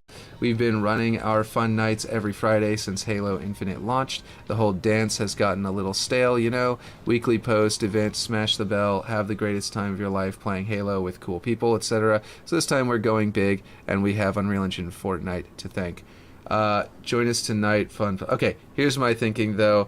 That's cool. Do they stream it? Is that why? I don't know. Okay, I'm gonna have to. I have a backlog of things to catch up on what you guys are saying. Sorry about that, but I'm gonna get to that in just a second. Here's my thinking of why they're actually doing that. I'll ask if it's a joke post. It's not. Here's the reason why. This is the official Halo Discord now. Looking for group, campaign, competitive, social, customs, forge, other, Espanol, HCS, scrims. They just got outdone. There's an official one now. They can't, like, this was fun, and they hit their stride as best they could, but now you can looking for group in the official Halo one. And everyone's going to join this because Waypoint is going away, and they're not going to be able to compete. So I actually understand why they're doing it. They were probably shrinking. They may not have even, maybe they didn't even realize why they were shrinking, because if they didn't notice that, then they'd have to be probably blind, because this is literally what they do. They would catch this before I do. But the point is that I bet this is why. I bet because of this, they're like, well, we've got to find something else to do because people are looking for group in the official thing now, and we got to go somewhere else. And then now they're like, okay, well, what do we do? And they saw a lot of forgers and stuff like that switching over. Okay, seems to be a bait post. Oh, wait, it's a bait post? It's a joke? Okay, well, if it's a joke, then, or is it just so that we'll all talk about it? Because now everybody knows, if you didn't know, anybody in chats, that Halo, Halo Funtime exists. There you go. Now you do. It's a pretty cool one. They do They get together and stuff like that. This is the community run version, I guess, versus now there's an official run version. So like you can do whichever one you prefer you're more comfortable with. But yeah, who knows? Or maybe they are feeling like they're going to be outdone and they're trying to actually switch over. Who knows? Okay. Repost. Let's say I want to catch up with everyone who's saying, hey, dude, just wanted to give you a heads up, blah, blah, blah. If you're expecting it to spin, then you have a, yeah. Okay, I hope you can keep surviving, Aaron. I'm still trying. Let me get out of this so there's something to look at least on stream there while I read this. Let's see, he has a link for it on his latest map. If you want to at least bookmark it to check it out, I'd link it, but I don't know how. No, I saw it. It's really good. My kids played on it like the same day it came out, and I went in there and loaded them in on it. So I watched their screens as they walked around it, so I could study how good it is that day. So yeah. Technically, I even walked around it myself. The official lore of it is that the wheel doesn't spin because the electric bill wasn't paid, so the electric company... Oh, nice. I like that. The whole game is still in beta, apparently. So the electric company turned it off. Read the previous comment. That's not a moon, that's a space station. So we just need to wait on 343 to implement it to Forge. Halo Funtime just moved. Yeah, the entire server just posted an update. Oscar's a joke. Okay, seems to be a bait post. Uni just liked my tree post. Nice. Is that the one that you deleted? Did you remake it? Because I know that you deleted the original one, your original tweet about it. But yeah, about these trees. I feel like this feels weird. Like, the way it's cut off at the bottom, but then there's snow down here feels weird. So I think I need to make this taller. And, let's see. Yes, cool, yeah. I'm glad you redid that. I think that you... personally, I feel like Unreal Engine Fortnite is psyching a lot of people out. But I think that was the case with you at the moment, at that time, because it seemed like, yeah, no, it's all new. There's so much stuff going on with it, and now everyone's disappearing from Halo, and it was like, actually, they're all just coming back anyway. It's fine. It's not the end of the world. But yeah, and I think a lot of people got psyched out from that. But yeah, put it up about 30 minutes ago. Nice. I need to go share that then, and get you some more traction, because let's see. I just accidentally hit my bells. Let's see. No, I want to see new stuff from Aaron. There it is. Like, retweet. Boom. There you go. Yeah. Okay, cool. So, oh wait, I just forgot to switch back to the stream. Has your Waterworks map been getting good playtime from the community? I think it's gotten some, but it's not as popular as... Waterworks was never as popular as... what do you call it? What is that we were just talking about? I can't remember the name of it. Zanzibar.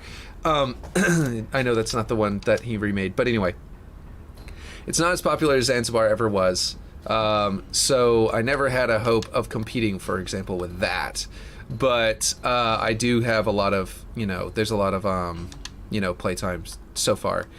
What I will say though is that it's I think that that right now everyone prefers most people prefer 4v4 anyway, and people who prefer big team battle just got Oasis, one of the coolest big team battle maps. Honestly, it's gorgeous to the point where it competes with any big team battle map in Halo history. So like, I feel like there's a reason why they're not playing it right this second, and that once if it does make it into a playlist, then people will play it a lot. But right now, it's like, I think it's in the hundreds. It's not at over 1,000 like that yet. Is what I'm saying. It's still in the hundreds of playlists, but I'm expecting that it will eventually hit that stride. Yeah, it's a joke post. They aren't swapping to Fort Knives. Oh, good. Well, they got us. They pranked us. It's just a prank, bro. So yeah, okay. So I think I need to set up the side where the water is coming out. And these are going to be useful over there and kind of vital. So let's copy them over there and set that side up. But yeah, so basically what I'm saying is there is a chance that they're going to there's a very good chance that 343 is in the process of adding the ability to make that fin work. The problem is that it doesn't right now. That's all. It's that it would be pretty impossible right this second to actually get that fin spinning. They couldn't even wait till April 1st. Yeah, it's a joke post. Okay, while everyone jokingly moved to Fortnite, I briefly played Minecraft for the first time in a hot minute. Yeah, Minecraft is actually so good, and my wife and I play it every now and then. At some point, everyone has a Minecraft server, including, you know, what's his name? What's his name? Rejected Shotgun has his Minecraft server. Maybe we should make one, but I will never have time to do it because I'm making so many things in Forge. So yeah, y'all would be, if I made one, it would be entirely the community and not me. As much as I love Minecraft, but yeah. While everyone jokingly, yeah. See, I like how the snowy part of the map looks, but how is this going to be incorporated in the final map? Like, looks wise. How will it? Like, looks wise. How will it blend with the rest of the environment? Okay, so this is largely how I'm gonna pull it off, but with better finishing touches. This was a test on seeing if it would be doable in a basic state, and then combining this with other blending techniques out of this. This was the basic, like the primer coat before the paint, you know what I mean? But this steam is how it's going to really be sold that that this is happening. I'm going to put steam running along everywhere where the snow is melting, and it's going to feel like the desert is very hot and this is miraculously being kept cold by high tech. So that's going to be how it works. Discord. Before Forge, I used to have a Minecraft server, especially during high school, and it was somewhat popular within Minecraft console now. Nice. Aaron just said Discord. What is this? Red Dead Redemption 2. Is this a, that is a really cool scene. Are you inspired, Aaron? Are you planning on making this scene? Because, is that horse walking on water? We can do that in Forge. We can make people walk on water in Forge. That's the only kind of water we can make right now. Actually, that's very we can do this. We can make this very easily. Oh man, let's see. But that is really cool. Are you planning on making that, Aaron? Is that why you're sending it? Are you like, I want to make this scene? That's longleaf pines. Okay, you're just showing off longleaf pines from another angle. Gotcha. I thought you were saying I might make this. Because that shot is really cool, and I think it would be really cool to make in Forge. Let's see. I think that you could definitely pull it off, especially. Let's see. Let's make this a little bit steeper. And actually, I want to transition this more like an angle, because on this side, because I do not want it to feel like getting the right angle here is going to be tough. I'm going to have to use the mouse and keyboard to get the right spot. I did something like this with my Waterworks remake, with the blue side being snowy and the red side being grassy, so it can definitely work. I feel like I could still blend it better though. Aaron, how is the volcano canvas? I think he deleted it just to answer immediately, but I don't know if my delay is actually going to come after Aaron answers. I believe he deleted it because he wasn't satisfied with how it looked. But it inspired me to make a volcano map, so that's a thing I'm going to do. So that's, yeah. So at least, even if you never remake it, Aaron, I'm going to do something with it. it'll be something to me. Mustafar. Let's see, with all the time you spend forging, do you ever just play infinite? If so, what's your current rank? I do sometimes. I almost never play competitive, like ranked. But I did actually get my rank place because people have asked me that since I started streaming. So I figured I should find out. So, oh right, my rank would be seen in the game. I can't click away to go look at it. Right, so that's how little I care. I do the rank. I believe without warming up before trying to place my rank, and then immediately going into competitive without warming up in competitive sandbox, and having gone straight from big team battle, I think I got gold 4. So I think, but before they revamped how they ranked, I was in Diamond, like 5 or 6. No, I think I got Gold 5. And I'm about to rank up to Gold 6 because I tried to rank up just once. But then, I used to get Diamond. I was getting Diamond. I didn't get to Onyx. I think Onyx is above Diamond, if I'm not mistaken. I think I got Diamond 4 or 5 the first time I ranked up, but they've revamped how they rank, and I think that was before. That was not as good. Like, that wasn't as true to your skill because of the way they redesigned it. I think is actually better. So technically, this one might be more accurate than getting Diamond before. But I'm not bad, but I'm not, I'm not Mint Blitz or anything. That's, yeah. Like, I can do Mint Blitz stuff in campaign if I feel like it. But in the middle of an actual match, I think I'm going to leave that lip there as an area where the water is going to flow out of. And I might make it trickle out of 2 different directions and fuse in the middle as a little riverbed. I feel like that would be cool. Because that's how usually water works. It comes from multiple different sources before it turns into a little river. Diamond lobbies are super sweet feats now. Oh, are they? Yeah, I thought so. I figured that they definitely they'd made it a lot harder to reach that, but also not because I should be there. No, but because I feel like it was too easy last time for me to do that, to match that, because I'm not the best player. I'm just pretty good. Like I was really good at Halo 3 on Master Chief Collection just last year, and I got to a point where, like, here's my thing. I'm a tank buster. I'm really, really good at taking down tanks and also enemy air vehicles. As soon as I see a tank, it's like, I've said this before on stream, whenever an enemy team spawns in, like, gets a tank, I feel like boss mode music just started and it's time for me specifically to go take it down. And that's kind of how I play Halo, so I like to play big team battle. I really enjoy doing that. And being like the hero against a tank whenever it shows up. And either I'll do that by getting my own tank, or I'll do it by taking it down with a number of different means. But, like, I've got this whole, like, it gets to the point where I've got, like, this strategy I do on some of the maps in Halo 3 that are like openers that immediately eliminate the enemy tank in big team battle. So where our team still has our tank and they have none right out of the gate. You know what I mean? So, like, yeah, that's my thing. But yeah, y'all are saying stuff, so I should read that. Oh yeah, I canceled that canvas. A lot harder. It's a lot harder to get in now. Cool.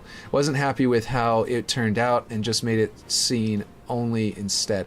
I think it would be kind of cool at some point, like when we're having a lull, like between maps I'm making or something like that, for us all to just hop into, like, I want to hop into Master Chief Collection and show off that strategy just because I want a clip of it so I can show people how to do it, because the game has been out for so long. People should know how to take out the tank immediately on it's specifically like Snowbound. I'm like I'm really good at just immediately wiping out the enemy tank.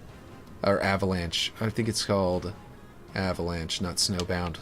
And not even Avalanche, it's the other one. It's the big team battle version, so it's the heavies version that spawns with the tanks and stuff. Anyway, I don't mind tanks, but the flying vehicles are the bane of my existence in big team battle. I need a designated flying vehicle killer guy. Lol, I am that. I am that and a tank guy.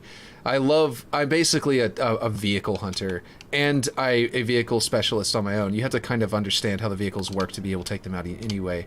So yeah, basically I had to master the vehicles before I could say, before I could actually, like, focus on them, like taking them out. I think this will be a good start. This is like I said, my right here will be a good what do you call it? I said it earlier. Primer. This is my primer before the paint, before the water comes out, and I'm going to put some other stuff around it to make it look like some glacier rocks there, to make it really, to sell it. I can't get it right in the middle with that. I need to do this apparently. Nope, didn't give me my control. There we go. To get it right in the middle. Oh, I guess it doesn't look as good in the middle because the way that, well, okay, there is one spot that looks okay. And then once I add my other stuff there, it'll look even better. Okay, Let's see. I don't mind tanks, but the flying vehicle. Yeah, Duquesne does want me to make my river scene to be to be public, so might art that up a bit more and release it as a playable demo or whatever. Yeah, I would love to see that river that you made be like. I need to rotate this. Imagine. Like I was saying before, you exit a door and you make it to where that's your beauty corner right outside the door. And you make that door something that people pass through a lot. You know what I mean? And like with the tree lighting that I was talking about earlier. And your river would be one of those things that I would want to see as soon as I walk out of a base. You know what I mean? That's where I want to see that. I want to be like, yeah, I just exited a base and there it is. In fact, if there's few enough objects in it that I could prefab it and then replace the trees, like if the rocks are all few enough objects, I could prefab it and put it into my own maps and then reposition the trees to match yours, then I'll put that as a beauty corner in one of my campaign maps. I kind of want to do that. If I can get your permission for that, Aaron, I'm going to copy your rocks and just place them straight into a campaign map, put the trees exactly where you put them, maybe tweak them a bit to angle it specifically the way I need it to be in that map, and then make it a beauty corner that you walk out of a door into in one of my campaign maps. I like how this looks, to be honest, and the terrain pieces you're using probably make it easier to make the environment not feel so flat, I'd assume. Yes, especially this right here is a goat. Like this, they need to make like 3 or 4 of this that each has its own sort of variation, because this stuff is nowhere near as useful as it should be. Like, I eventually started, like, I built this area down here out of, the kind of curved banks and stuff like that, and I still have a few of them here every in a few places, because that's how sand dunes sometimes look. But because this was a crater as well, it kind of was like, I was like, I don't know if I want this to, I wanted this to be a little bumpier, so I've actually completely did away with all of the curved ones around it and just put a whole bunch of that bumpy one. It's such an important piece. And they, like I said, they need to make another version that has, like, the hills should be in slightly different places, maybe one path through the middle with just 2 hills on one of them, maybe one of them that has like a crossroads where they all cross in the middle, and a few other, variations could really make this even better. One that's like literally just one mound that has the outside has no other bumps, those kind of things. And maybe, but let's see. Cool, you should publish the. Oh wait, there's more. Let's see. Do you want to invite? Do you want inviting it to kill right now? I'll hop on and show you. Oh wait, I misread. Like to kill. I don't know how that happened. Do you want inviting to it like right now? That's what she said, and I just like dyslexia'd that for a second, even though I don't have dyslexia. Yeah, maybe, but I'd have to remove all the fog cards. You said you should publish the volcano scene, and then Aaron said, yeah, I'd have to remove all the fog cards. I put down. Those only really work for screenshots and not gameplay. I'll show you both. Okay. Do you want what am I saying? Do you want me to hop in, or do you want to? Here's another option: is on the Discord, you could share me your screen, and I could put that onto the stream. That would probably not work. It would probably be really choppy, wouldn't it? And you're on console. That would not work. I don't know what I'm talking about. I'll invite you. Yeah, exactly. Let's do that. Yeah, let's save and switch over there and check that out, because I want to see this. Like, I want to see what it's like in the map, so I can see different angles and all that kind of stuff, because it's going to be really cool. But yeah, let's see. So yeah, go ahead and invite me. And while you're in my fire team, because you will have made trees I'm going to use on my map, I'm totally going to add you and get you credits on here, because we'll be in the fire team, so I'll be able to invite you for a second. But then you'd have to save a version to actually get added to the credits, and I can remove you immediately after that because you don't really care to be in it. But yeah. Okay, so let's see. Unless you want me to do that later. Don't add me. It's okay. Okay. Well, if you insist. Let's see. Accepted. There we go. Okay. Maybe I should talk to Klen about adding anybody anyway. Because, maybe he'll be like, no, they got to do more substantial thing. You can't just use their prefabs. But here's the thing. Like I said, yeah, so go ahead and do the thing. I'll just wait for you and I'll just talk while I'm waiting. But yeah, but I'm in your fire team, so we're good to go. Trees might be in random places as I was working on it and haven't done anything. Okay, cool. What was I gonna say? That on Twitter, they told me that if I use your prefabs, it would inherit you into the credits of my map, and I was liking that. I was like, cool, so I can make prefabs and release them, and I can get into the credits of other people's maps because I did that, and that would be really cool because I could make some like the Valhalla base that that someone made, and then I was like, wow, that's really cool. Can you make a version that's got 2 pieces so I can actually just use it 2 different chunks? And he did, and then he made it to where those are not copy protected. There's a copy protected version and a non-copy protected version. And I was like, this is all awesome. Thank you very much. And then he's not going to get credit in my maps whenever I use his prefab, and that's lame to me. Man, this is really cool being in it. Like, you did that one beauty shot where it was like a perfect angle, but outside the perfect angle, it's still really cool looking. This is gorgeous. Man, your water looks awesome. I like how it just ends here. Let's see. That waterfall looks so good. And the sound effects of the birds. Oh man. It's funny how you took a screenshot of this but weren't gonna release the map, but you put sound effects. What? Trees might be in random places as I was working on it and haven't done anything. Okay, yeah, I guess the water sounds broke. Well, no, you can hear them. There's one. I think there's one. You can hear them on my stream. Is there another water sound that I should be hearing that's not playing? Little butterflies.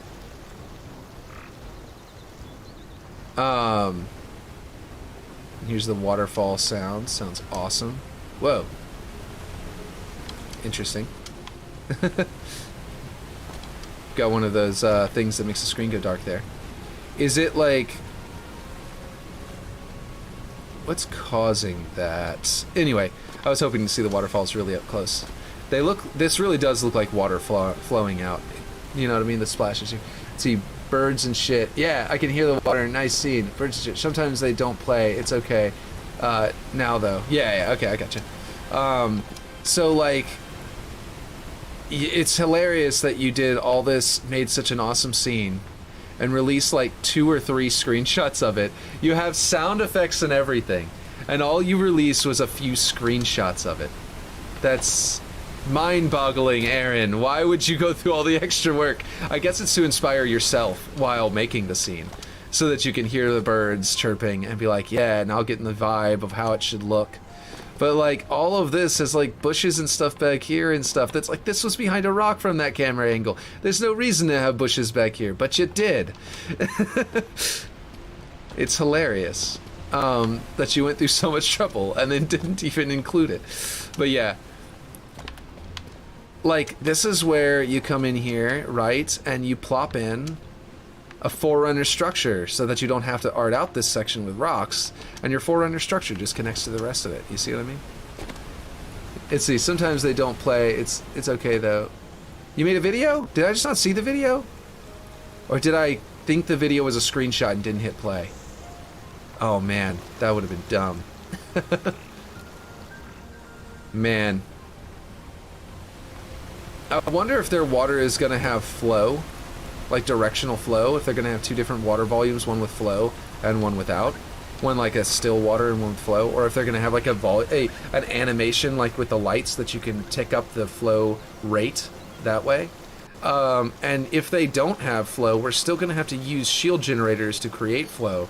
So all these techniques are going to still be useful. Like we could put a water volume there and then put the shield generator just above that to create the effect of like flow over it. So...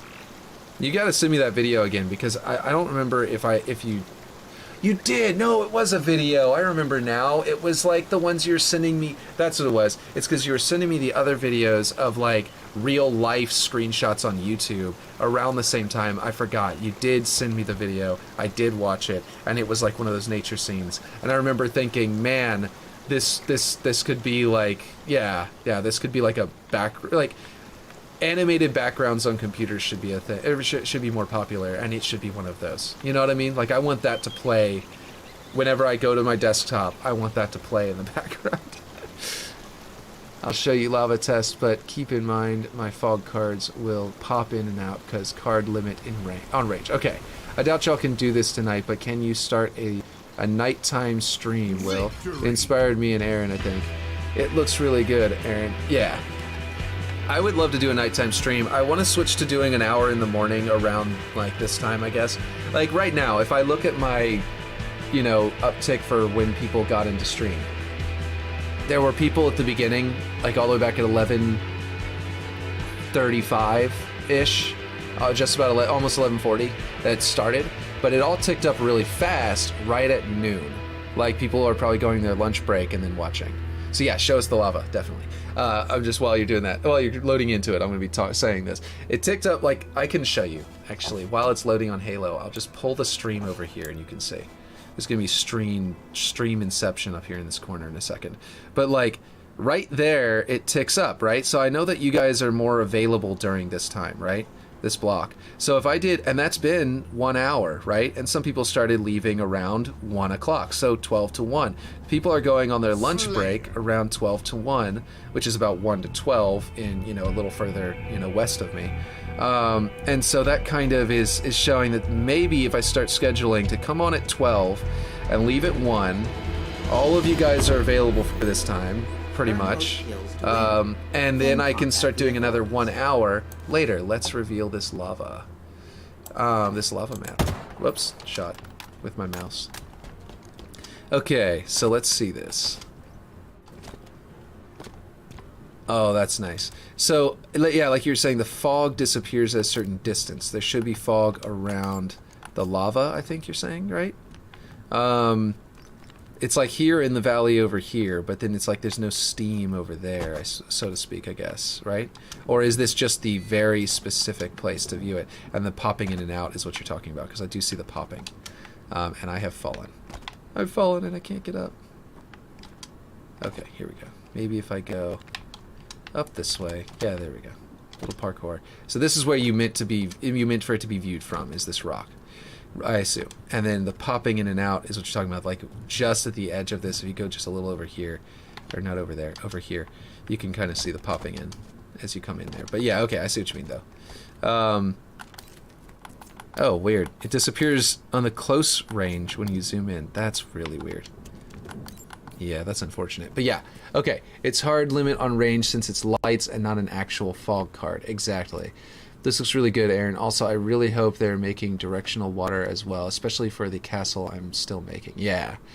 But yeah, I am thinking about switching to doing a nighttime and a daytime, maybe starting at 12 to 1 for the daytime, and that would become, because we're also going to start waking our kids up early and forcing them to be woken up early and do their schoolwork earlier, so that can become their recess time whenever they go outside and play, which will make it quiet, and I can stream between 12 and 1, and then in the evening there's a time whenever they're going to want to take like if they're still catching up in schoolwork, they'll want another recess. But if they're not, then that can be the time right after they get off school or whatever, because we're still not going to wake them up too early, because children actually don't learn as well if they wake up before 9 o'clock in the morning. This is a statistical fact. This is something that research has shown, that the biological clock of the human race makes it to where if you wake up before 9 o'clock, your brain is not functioning correctly. So being homeschooled, we can say, well, screw the way that they wake up at 5 a.m. here in Louisiana to go to school at 6 a.m. at some schools in this state, and our education level's a lot lower, notice. And it's because they're overtaxing the children, and they also school longer here. They go for like an extra hour or two more than other states in the United States. It's stupid that we school for longer, wake them up earlier, both things that are negative, have a negative return on investment on the kids' education, and then our education's lower. So of course, anyway, we're this is a beautiful map. I'm getting way off track. The point is that the kids can go and do their thing again later in the evening, and I can schedule another one. Let's see. I always hated working before 9 a.m., but I got a 9-to-5 job now anyways. Nice. All of this is eroded terrain. So this is all very cool, eroded terrain. I also was using eroded terrain. Like, I just kind of like was playing around with making a lava map because you made this one, and then you delete it, and I was like, well, a lava map needs to exist. I'm making one. So mine is going to be closer to the lava a bit. Can we fly over there? I don't have control on whether or not we're in build mode, it looks like. I'm pressing back and it's not doing that, so you must have full control. Can we, like, fly over there just to see it up close, to see how you made it a little bit? Or are you like, no, do not see it. I don't like it. Is that cloth texture on that terrain piece that's making it have that shadow effect? Anyway, let's see. All of this is eroded. Yeah, I always say blah, blah, blah. The U.S. education system sucks somehow. Notice the gray blocks in the background. Save the lava, though, Aaron. I didn't notice those blocks. Oh, wait, the gray blocks in the background. Oh. Yeah. I didn't notice that at all until you pointed it out. I have to look up and see the edge of it to actually notice it. Good point. It's a hard limit on range. Yeah. That's really cool. I did not notice that. Like, legitimately. If you switch just to fly around, I kind of want to go see it up close. But I like that you put, like, the gray cloud, that puts... I know, I didn't even notice those. Bruh, Dad. Yeah, exactly. Like, it's legitimately just feels like that's far enough away that the gray is so deep that, like, the clouds are so deep you can't notice. But that is really cool. I think the that smoke cloud there that you did for the sky is the main one that does popping, because we can get farther away from it by going back here to with the spawn zones. Yeah. But the rest of them are pretty solid. And the way you did those to where they're like, the way you did those upper clouds is really cool. You basically letterboxed this scene. I don't know if you noticed that, but you've let's see. I can put machinima controls on, because it's in customs. Oh, we went into customs. I see. Yeah. Is it? Let's see if they just happen to be on. I doubt it, because I think like you went out of your way to do so. But I'm just holding down the buttons to see. Anyway, the letterbox, like, you've basically letterboxed this scene where you've created the clouds at the top and the bottom, and it shrinks the view down tighter than the actual view angle of the screen, right? And that results in making it feel like you've made a cinematic, like, letterboxing effect, which is a really cool technique to use for skyboxes. And the fact that you've pulled that off so well here, maybe even by accident, just because you wanted clouds and you wanted the fog, just happened to do it, and then because of the limitations of distance, you had to bring them closer, it ended up actually creating a really cool cinematic effect of that scene. So I really like this scene as well. Because, see, I noticed it. Anyways, Lamau, hop off the stream for now. Let's see, LMK, when there's a night stream, I want to get more inspiration. Then you can see how far these fog cards are. Yeah, I want to see it in person. I want to fly over there and look around. So here's a question.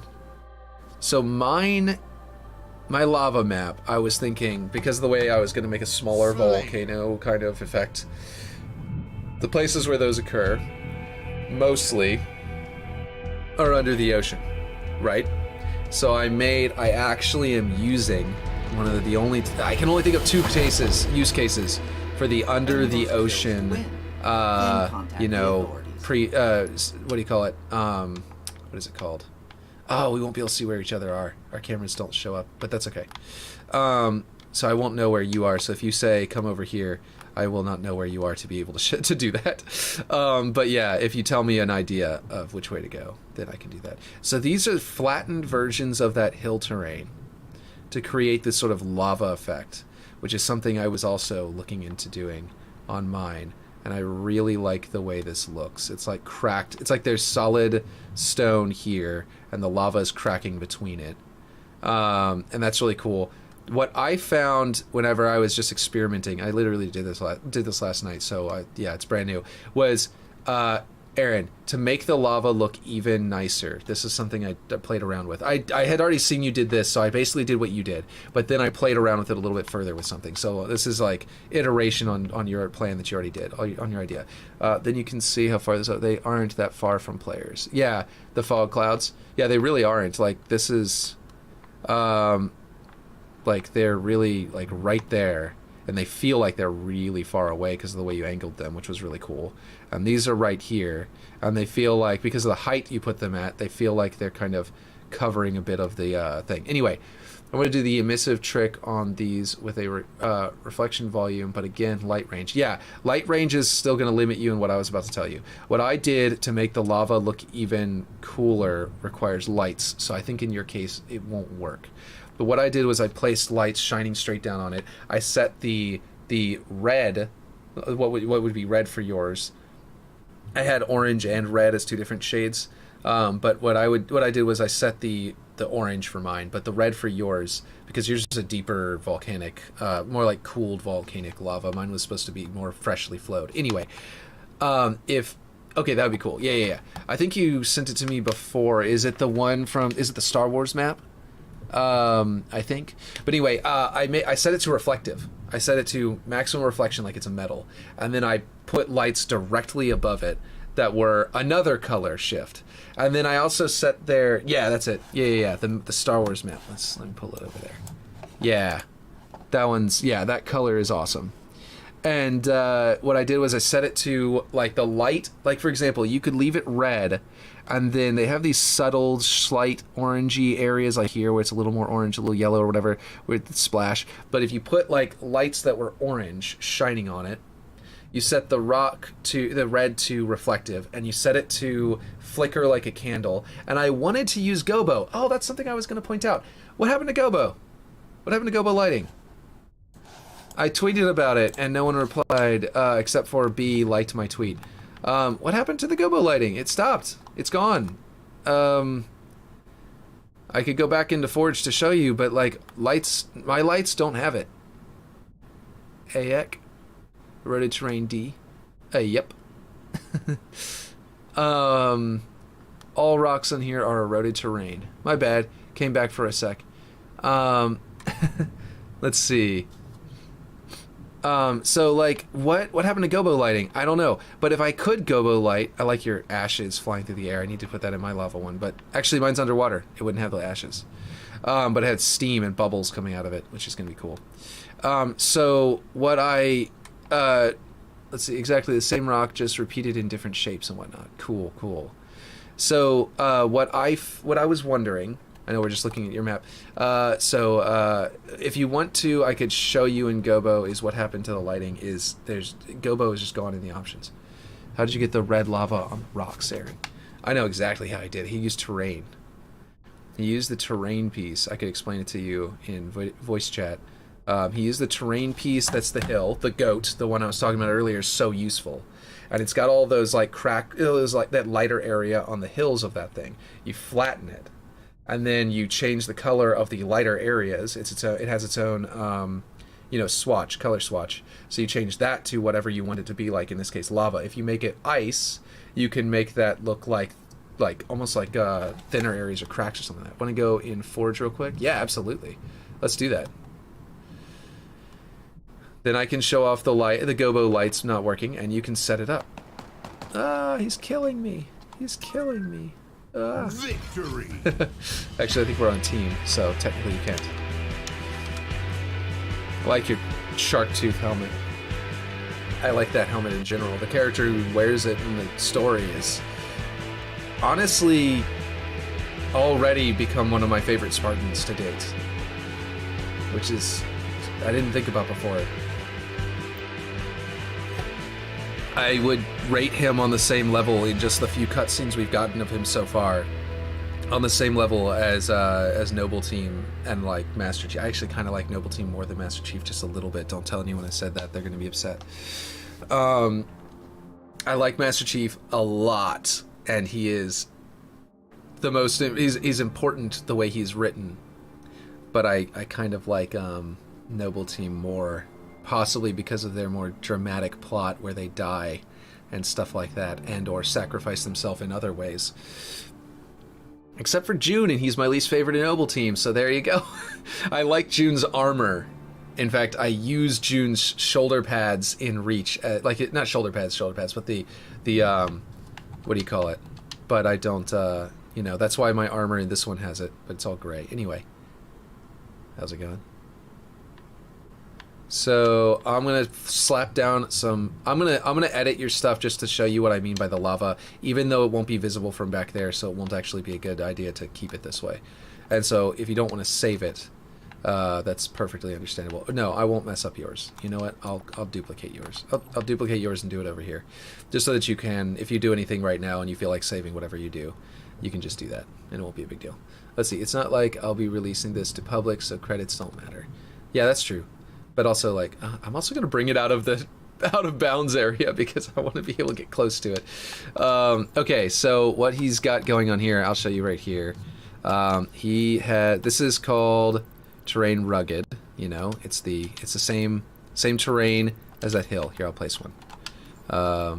It is terrain rugged. It is this, and what he did to it to make it look like that is he flattened it. So now it's just cracks, right? Was that sound effects in the game or someone knocking on the door, on the computer room door?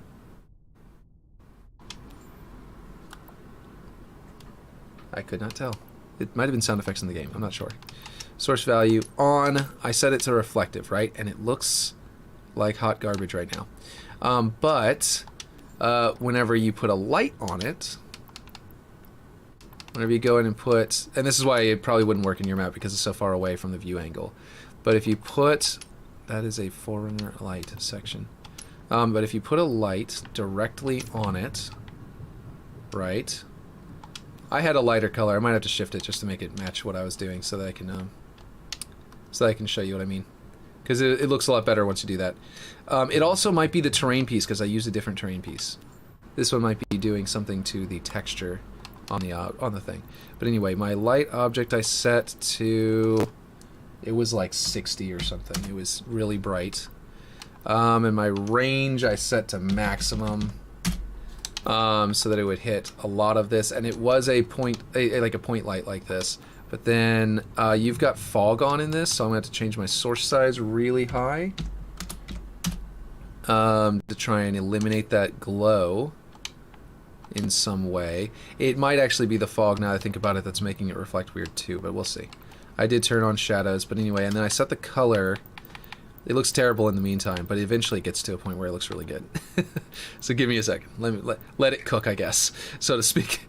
And then what I did, I think what I might need to do is make that reflection a different color instead of that deep red. I had it at an... Ooh, that's the wrong swatch. Not that one. It was... Wait, which one is it? Not that one. Wait, what? I'm confused. Oh, I see what's happening, I think. Is that the dirt? No, it's not scratch grime. What is going on? Which of these is the hill? Why is it not changing color? Oh, that is the hill. What's going on there? That's weird. Why is it changing the other part's color whenever I do this? Yeah, I think it might be this terrain piece is making it really weird and hard to do. Okay, I might need to not use the cool terrain piece to show off how I did it. Because what I used was terrain flat for mine, because I wanted it to be able to be dynamic so that I could have it teleport in, so I couldn't scale it down to be flat. And what I did was... Sorry about how long this is taking, Aaron, to show you, but let's see, I did river rocks. I'm just going to do it exactly like I did. River rocks, then I did an orange for this part. And I was just playing with, I was actually trying to emulate what you did. Let's see, I did pitch black for this section, actually. And then I did red for this. And the fog is definitely changing how this looks. So maybe the fog is related. Did I just undo Wait, what? Oh. Wait, what's going on? Yeah, it's doing that annoying thing where whenever I deselect an object, that light for some reason is deselecting and popping back to where it was. Okay, so I have to put this here instead of move the light to it. I have to move it to the light. And then what I did was I set this to on, and it was really cool looking. Maybe it's the fog diffusing the way the reflections are happening, making it not look the same, but I had fog off, so that would explain it if that's the case. But it looked really cool in mine. And then what I did was set this to, this was definitely the orange, but what I did was I did an animation. I did not blink, but candlelight. And I made it sort of like flicker. And then I duplicated it and put another one. I duplicated it. Oh, wait, these are being duplicated in weird spots because of that bug where I can't move the dynamic light. I think it's because it's a dynamic object, but anyway. And then what I did was I duplicated them and moved them. Oh, geez. Now I've got two of them next to each other, and it's not going to let me move them because of the bug. I wonder, I'm sure I can delete them, though. Let's turn around and do it here, and then turn around and do it there. And that sort of gets enough to say... I think for a second we're going to have to turn off dynamic lighting just for a minute, and then you can delete all of this and turn it all back on. Or not the dynamic lighting, the fog, I mean. And then you can turn all of it back on in a second, but I just want to... And I had cones for smoke, for steam coming off of it. I did, what was it? This is just like another way to do it where you can do it closer to the players and it still looks okay. Where did my... Was it this one? Was it just cloudy wide? Anyway, I did that and I made them really wide. Like, I'll say 150 by... oh, that was length, not width. Let's see. I did do length and width the same, though. And, I don't know. Maybe I'll turn off the cones for now, just for the demo. And then I changed their flicker rates to be different, because all of them being the same flicker rate was not good. But if you reduce this one, and, you know, increase this one, and then reduce this one, then it all looks pretty good. I have no fog on it, there. No, I mean the global fog. I think you have global fog on, don't you? Like the, if I go in here, you've got sunlight, skylight, light bounce, directional skylight, fog, atmospheric. Yeah, your fog is set to 1 on its intensity. I meant that kind. Sky fog intensity, in scattering, fog roll off. So, let's see. Let me see. Let's just do it on my prefab white box. That might work. Do whatever you want. I've already released the stuff I want on here. Yeah, it's not like I'll be releasing this public. Credits don't matter. I'm going to put this back on because I don't think someone was knocking. Yeah. I'm going to turn this off for like half a second. Let's see. Or maybe we just need to go to the water map because it was underwater. It was looking great. Maybe it was actually the underwater, you know, thing. Oh, what'd you just do? You did something that worked. And it's getting close. Because that is the thing, like, maybe I changed it to yellow after I made it reflective, because, whoops, wrong thing. Because I know it looked, maybe it was sort of a yellow-orange like this one. That's closer to what it was. And then I had lights going across the entire surface, so... And then they were flickering. I think the fog on the lights was important, because now that my little light objects were... And this is for a more active lava flow. Like, yours is like cooling in the rocks, so it would glow red, right? It wouldn't glow bright orange, but this is kind of what I was trying to do to make it look like it was flowing right this second. And super hot, you know what I mean? And let's turn the cone back on, back to cloudy. Was it cloudy? Was it cloud? I think it might have been not light rays. Which one did I do? Was it mist? I think it was mist. Yeah, it's mist. So I need to make the... I think you just said some... Let's see, cheese lava.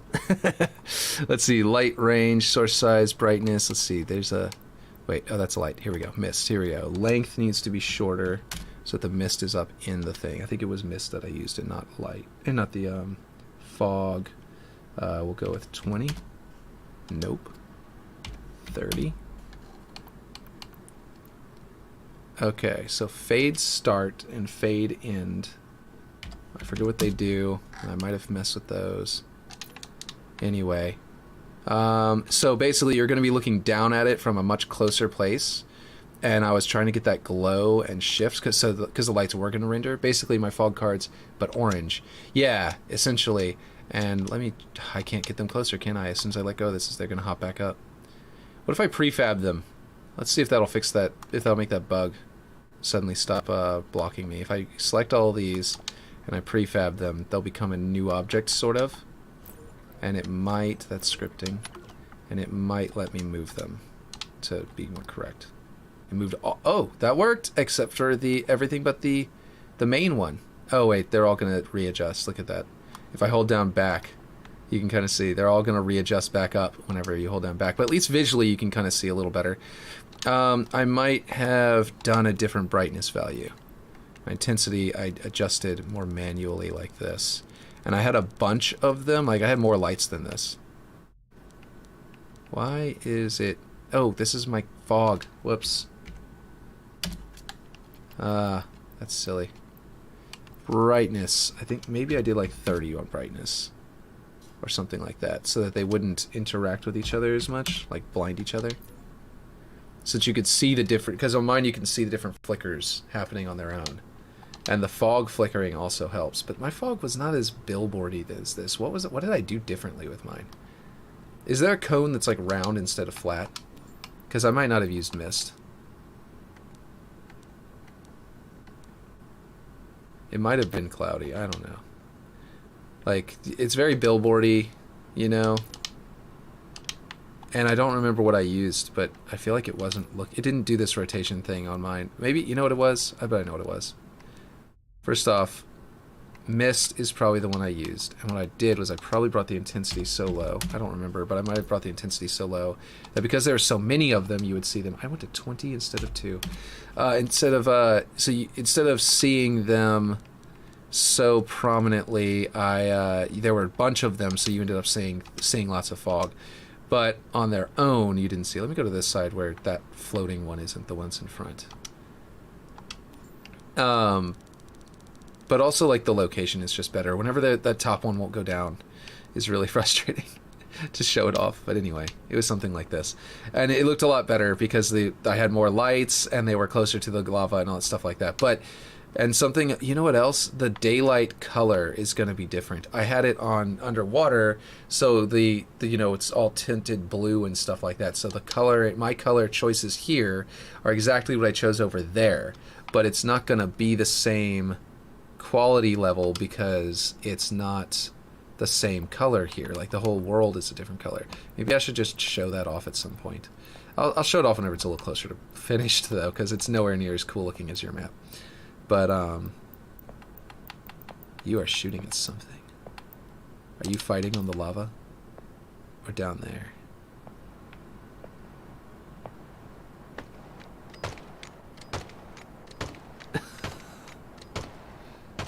What are you doing? Are you at the bottom of the map bouncing around on like there's no collision area? Let's see. Okay, sorry. I had to look at what you were doing there. Rocks landslide. That is way too repetitive. Oh my god.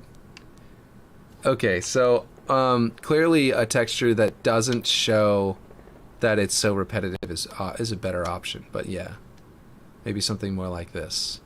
But yeah, anyway, on mine it came out looking really nice, and I'm not sure what's going differently here. But I left the red not reflective, and I made the brighter, like, orange reflective, like it was glowing.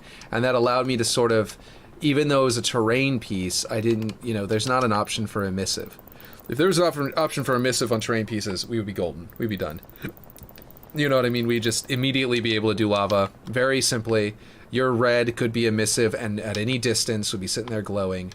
And it would be amazing to be able to do that, but, you know. Oh, there you are. But for now, this is like as close as I can get it, I think, in here. Bro, you gave me another idea, Lamel. All these have a range limit of like 100 units. Oh, okay. Let me set them to the maximum range. Light. Oh, wait. I set my light range to 1,500. So they should be farther range than that.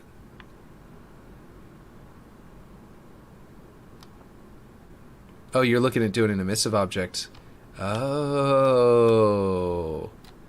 Here, let me prep this for you. I know exactly what you're about to do. I raise this hill up a little bit. You're going to set that to emissive. I know what you're doing. I know how you're cooking. At least I think I know what you're doing.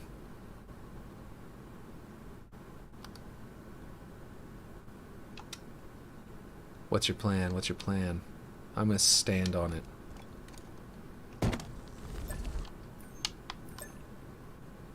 Abandoned floating pizza island with trash immortality. That would be amazing. Are you going to put like a Pizza Planet reference, like it's from Toy Story, to reference back to Red Knobster's map? Because that would be great. Aaron, are you still doing what you're doing, or did you get distracted? Because I don't see any... Oh, there it goes. Now it's definitely changing. Gotcha. You are still doing it. You're messing with colors. I see what you're doing. So if you set it to emissive and you have the maximum dirt layer... Right. That's cool. And then, as soon as you did it, as soon as you made that block... and you started moving it over there, I was like, I know exactly what you're doing. I know that this is a great idea. This is going to work. There's emissive pink and purple. It's going to be weird to find the right one, I know. We might need to go with something orange or yellow because I doubt you'll find like a red, unfortunately. But that orange looks great. And the black that's on there looks perfect.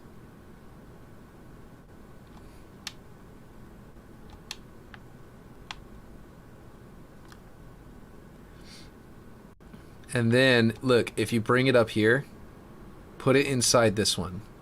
Because I raised it up so it's bumpy. And that means we can have some, like, rocky areas, some, like, more rocky areas. And combine it with your original, basically, just your, I mean, I could just bring it to you, actually. Let me just do that while you're doing your colors. Experiment with shifting things around. This might be terrible. But if we did something like a combination of your old method with this one... Look at that. Like over there, it's clearly a square. We'd fix that. But right now, let's see. In fact, I can fix it right this second like this by just bringing another one over. And before it kills me, by going out of bounds, get back into the map, and then rotate, and then bring it up, and whoop, wrong spot. Bring it over here. Whoop. Sort of use a different spot of it to sort of say let them cook, and we are literally dealing with lava, so it's kind of, I want this side higher but not that side. Let's see, this is getting too big. I need to fix it. Maybe if I scale it up I can then bring it down, and yeah, there we go. I'm just trying to put a cap on this back side, so we don't have to, give a reason why it's, you know, cut off there. There we go. Oop, nope, wrong. I know I'm making it very hard for you to see. Sorry about that. Okay, there we go. Now it has a sort of curve there, rather than being a straight flat piece. Ah, did you delete it on purpose? Or was that an accident? Ah, you can't undo. I'm so glad you duplicated that before you did that. That was, oh, wrong. That was not what I meant to do. I meant to select this one. And go taller, and then sink it down lower. There we go. Now we have better, like... It's a good thing you copied it, because if you hadn't duplicated it, yeah. Now you've got some good little bowl-shaped terrain here. You can play around with moving that into here if you want. Whoa! Just fell right through the light terrain. Probably because it's outside of bounds and there's some weirdness going on. Yeah, I think it's just not registering because we're out of bounds.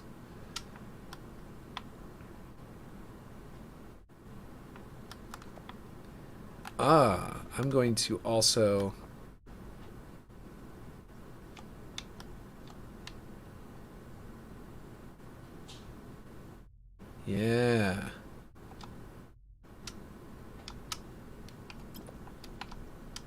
I'm gonna put one right over here.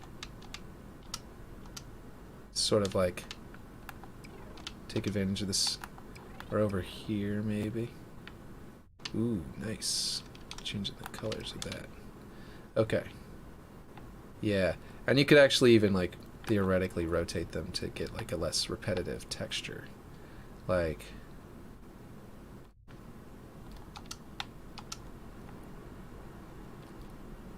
there we go. I like how it plays with the terrain around it. Alright, it's official. I think I should do a lava section on the big map. I was not going to, but now I think I might. I was going to do ice and then lava across from each other, like fire and ice across from each other. And I kind of opted not to, but what if I put it around one of the power generators? Like the power generator is malfunctioning and actually put plasma electricity going down, like it's heating it up. Like it's the actual power generator is somehow reacting and causing the sand. Oh, and I could surround it in glass. Oh, I keep doing that. Where I can't actually land on that, but I do it. Try it anyway. Here, let me Oh, wow, that's interesting. I think it just doesn't let me it doesn't want me to be able to stand on anything right now. But anyway,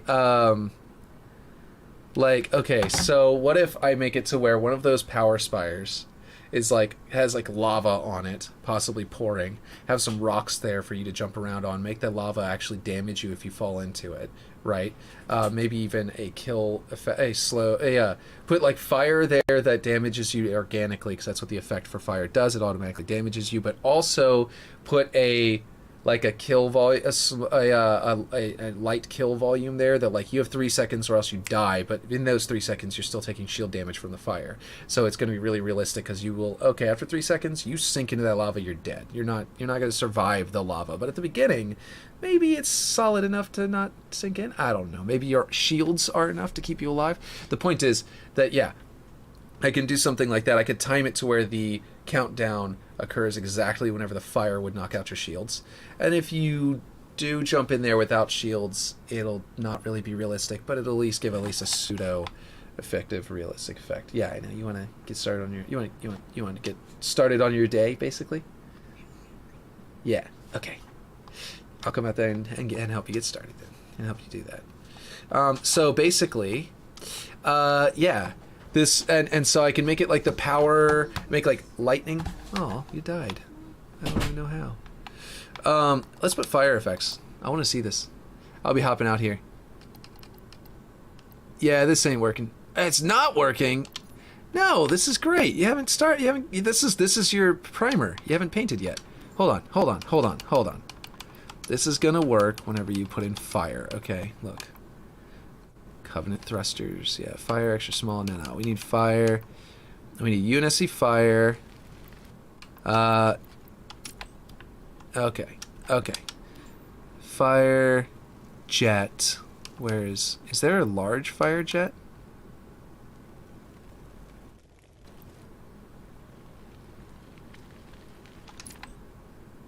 So I don't know if it's going to let me move this because it's a dynamic object. As soon as I deselect it, it's probably going to move back to where it was.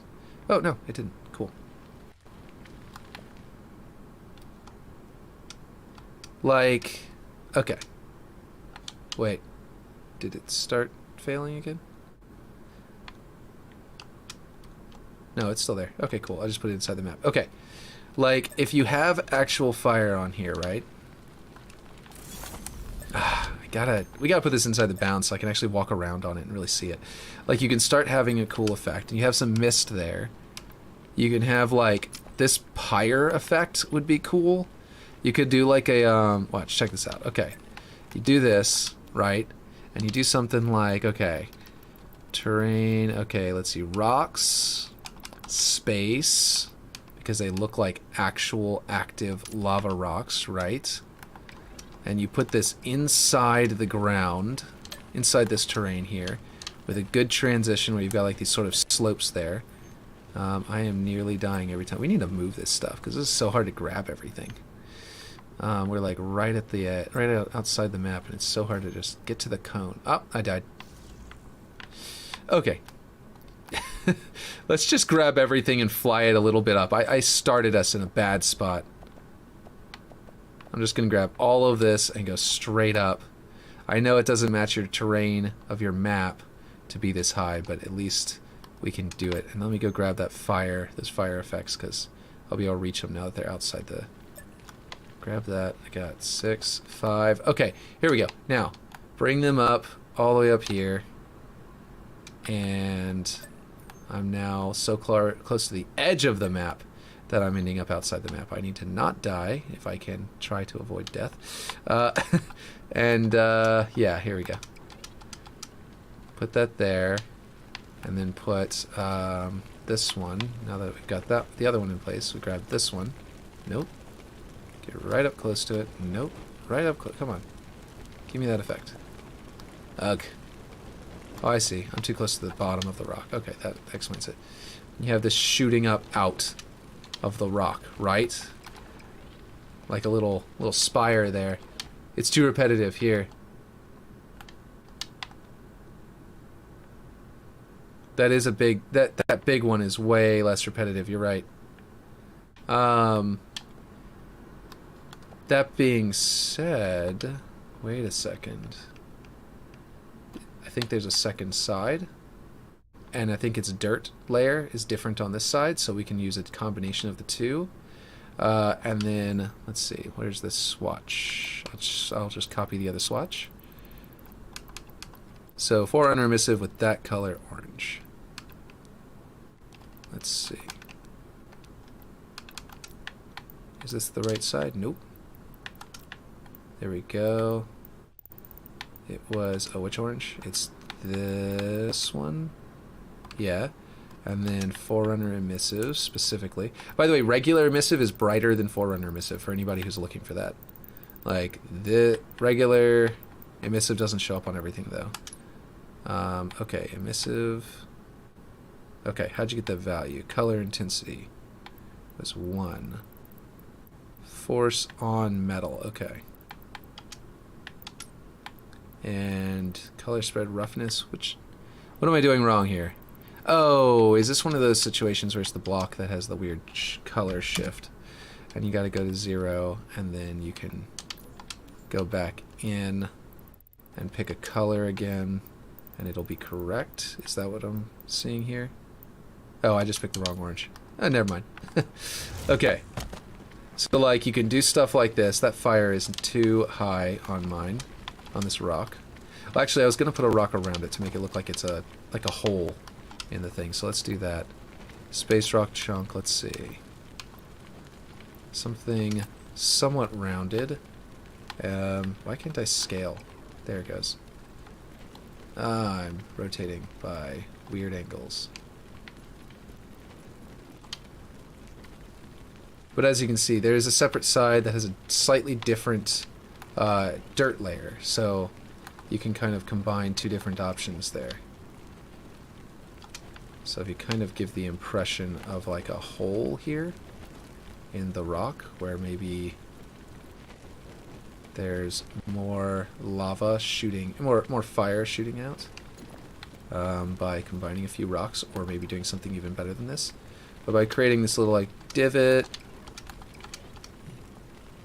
doesn't look that great the way I'm doing it, but it could be done. It could be done better. But the point is that from the side, as long as you can't get out there, it'll look like a little, sort of like a hole where it's kind of emitting out. And then you could theoretically go up here and burn. Oh, I am freaking glitching out. Like, I don't understand it. Okay, so how do you... Whoa.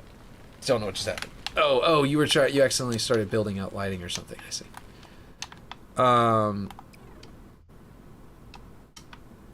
That's clever.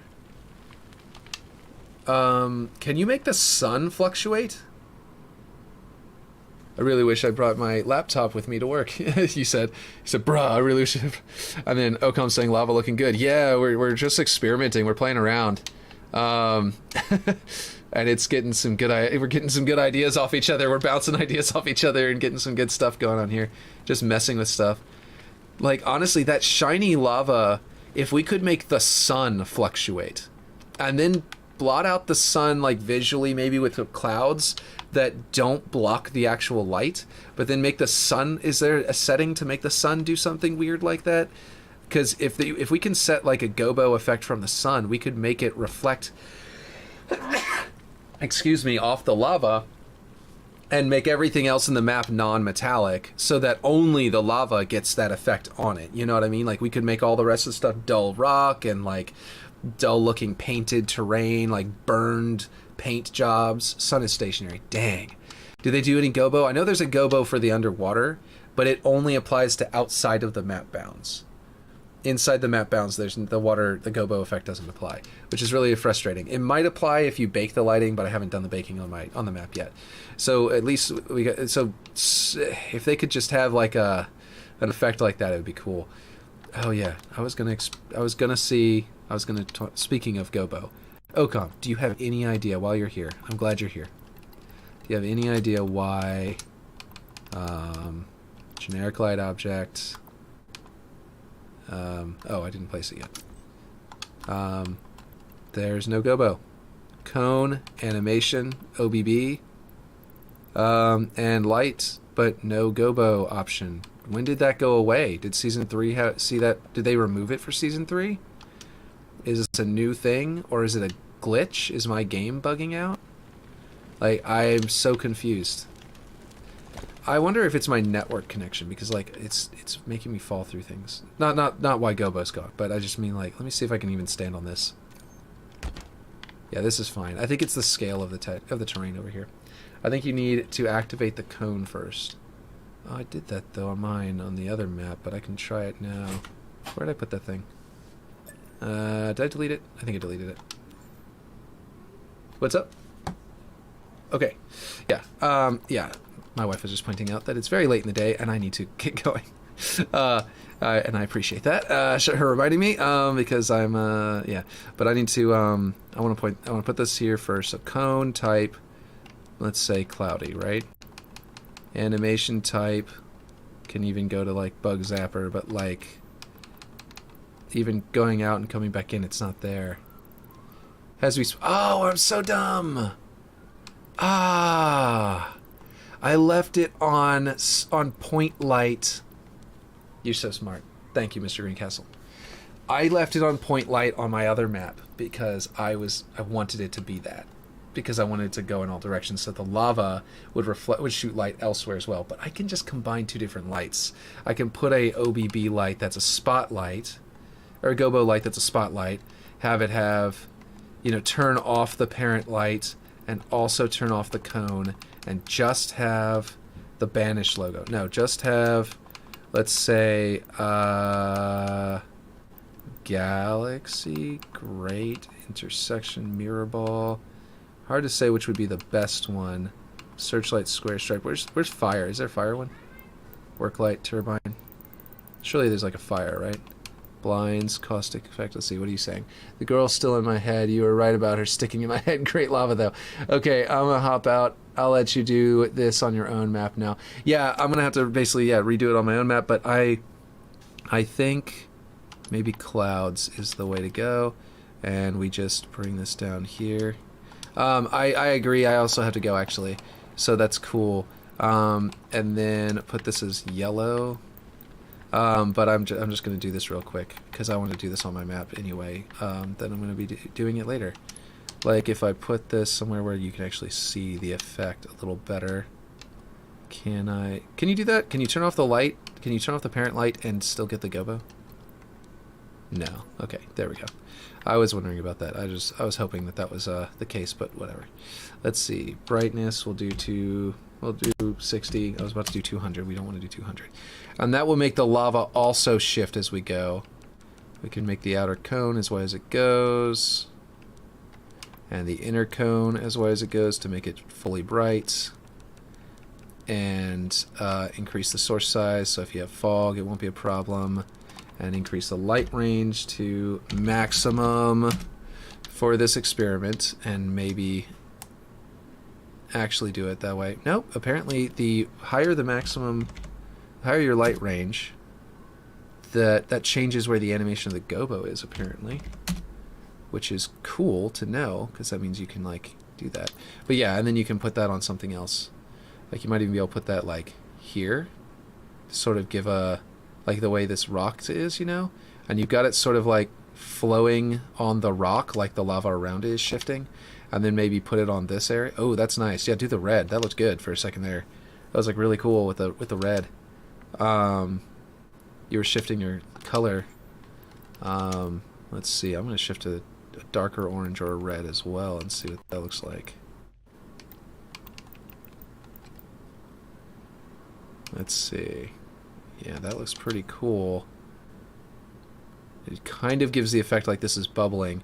Now, one thing we could also do is in effects, they have actual bubbles, and I haven't done this yet, so it might not be any good, but there's a water-based bubbles, right? And if you just put the very top of it, there's a steamy one. There's a good steamy one. We just make it to where just the bubbles the very top up here, maybe we can make it look like they're appearing right at the surface. I don't know what happened to my bubbles. They stopped coming. And it won't just look like someone's blowing a bubble wand anymore. Maybe not. Hard to say. Oh, wait, duh. We could make it horizontal, right? Or are they physics objects that are just gonna... Yeah. Yeah, they're gonna go up. Never mind. You can have them come out horizontally, but then they float up anyway. Okay, so anyway, that's the bubble rising. Maybe there's a different kind. No. There's not another one with bubbles. We could do splash, maybe color it red, actually. And then do it really slow. Okay, so watch this. Let's see if we go... Can you change the color of these effects? You sure can. If we make this like bright orange or red or yellow, since it's going to be the hottest point, right? Let's go... Well, this red to me is looking pretty good. Bring it up just a bit more. The sound problem, that sound is a problem. It sounds like water and not lava, which is kind of lame, unfortunately. But yeah, we could do this. We could do... I thought that there was a way to change animation speed on these, but apparently not, and that is, yeah, that is kind of lame. But yeah, maybe the water won't work because it sounds like water, so the effect of the water and the bubbles won't really work all that well, unless we can like turn off the sound somehow. But I don't think there's a way to do that at the moment. But yeah, what do you think of these gobo lights? And actually we could rotate them and point them at the rocks so that they kind of come up onto the rock a bit like that. Look at that. Can I hop out now? Yeah, you can hop out now. We can go. I just want to see this real quick to see how this rock, like if it's coming up from the lava and it's shifting. The only thing that's left is making the lava look like it's moving some more, and I think that there are some ways we can figure out how to do that. But yeah, no, you're in prison, JK. Yeah. Let's go. Let's hop out. You can boot us from the map. You're good. But yeah. Okay. That was fun. Okay, now I need to get to my day. Like my wife was saying, it's getting really late in the day. It's like 2 o'clock here, and that's time for me to go out. But yeah, so yeah. So I think I'm gonna switch to doing like 1 hour streams in the morning instead of and then 1 hour streams in the evening. But that's, like I said, it's gonna be a little while before I can set that up. And we gotta fix everyone here has to fix our sleep schedules to do that. So it's gonna be a little while. But yeah, thanks for the ideas for mortality, folks. Yeah, no problem. Yeah, this is exciting. I like this. Okay,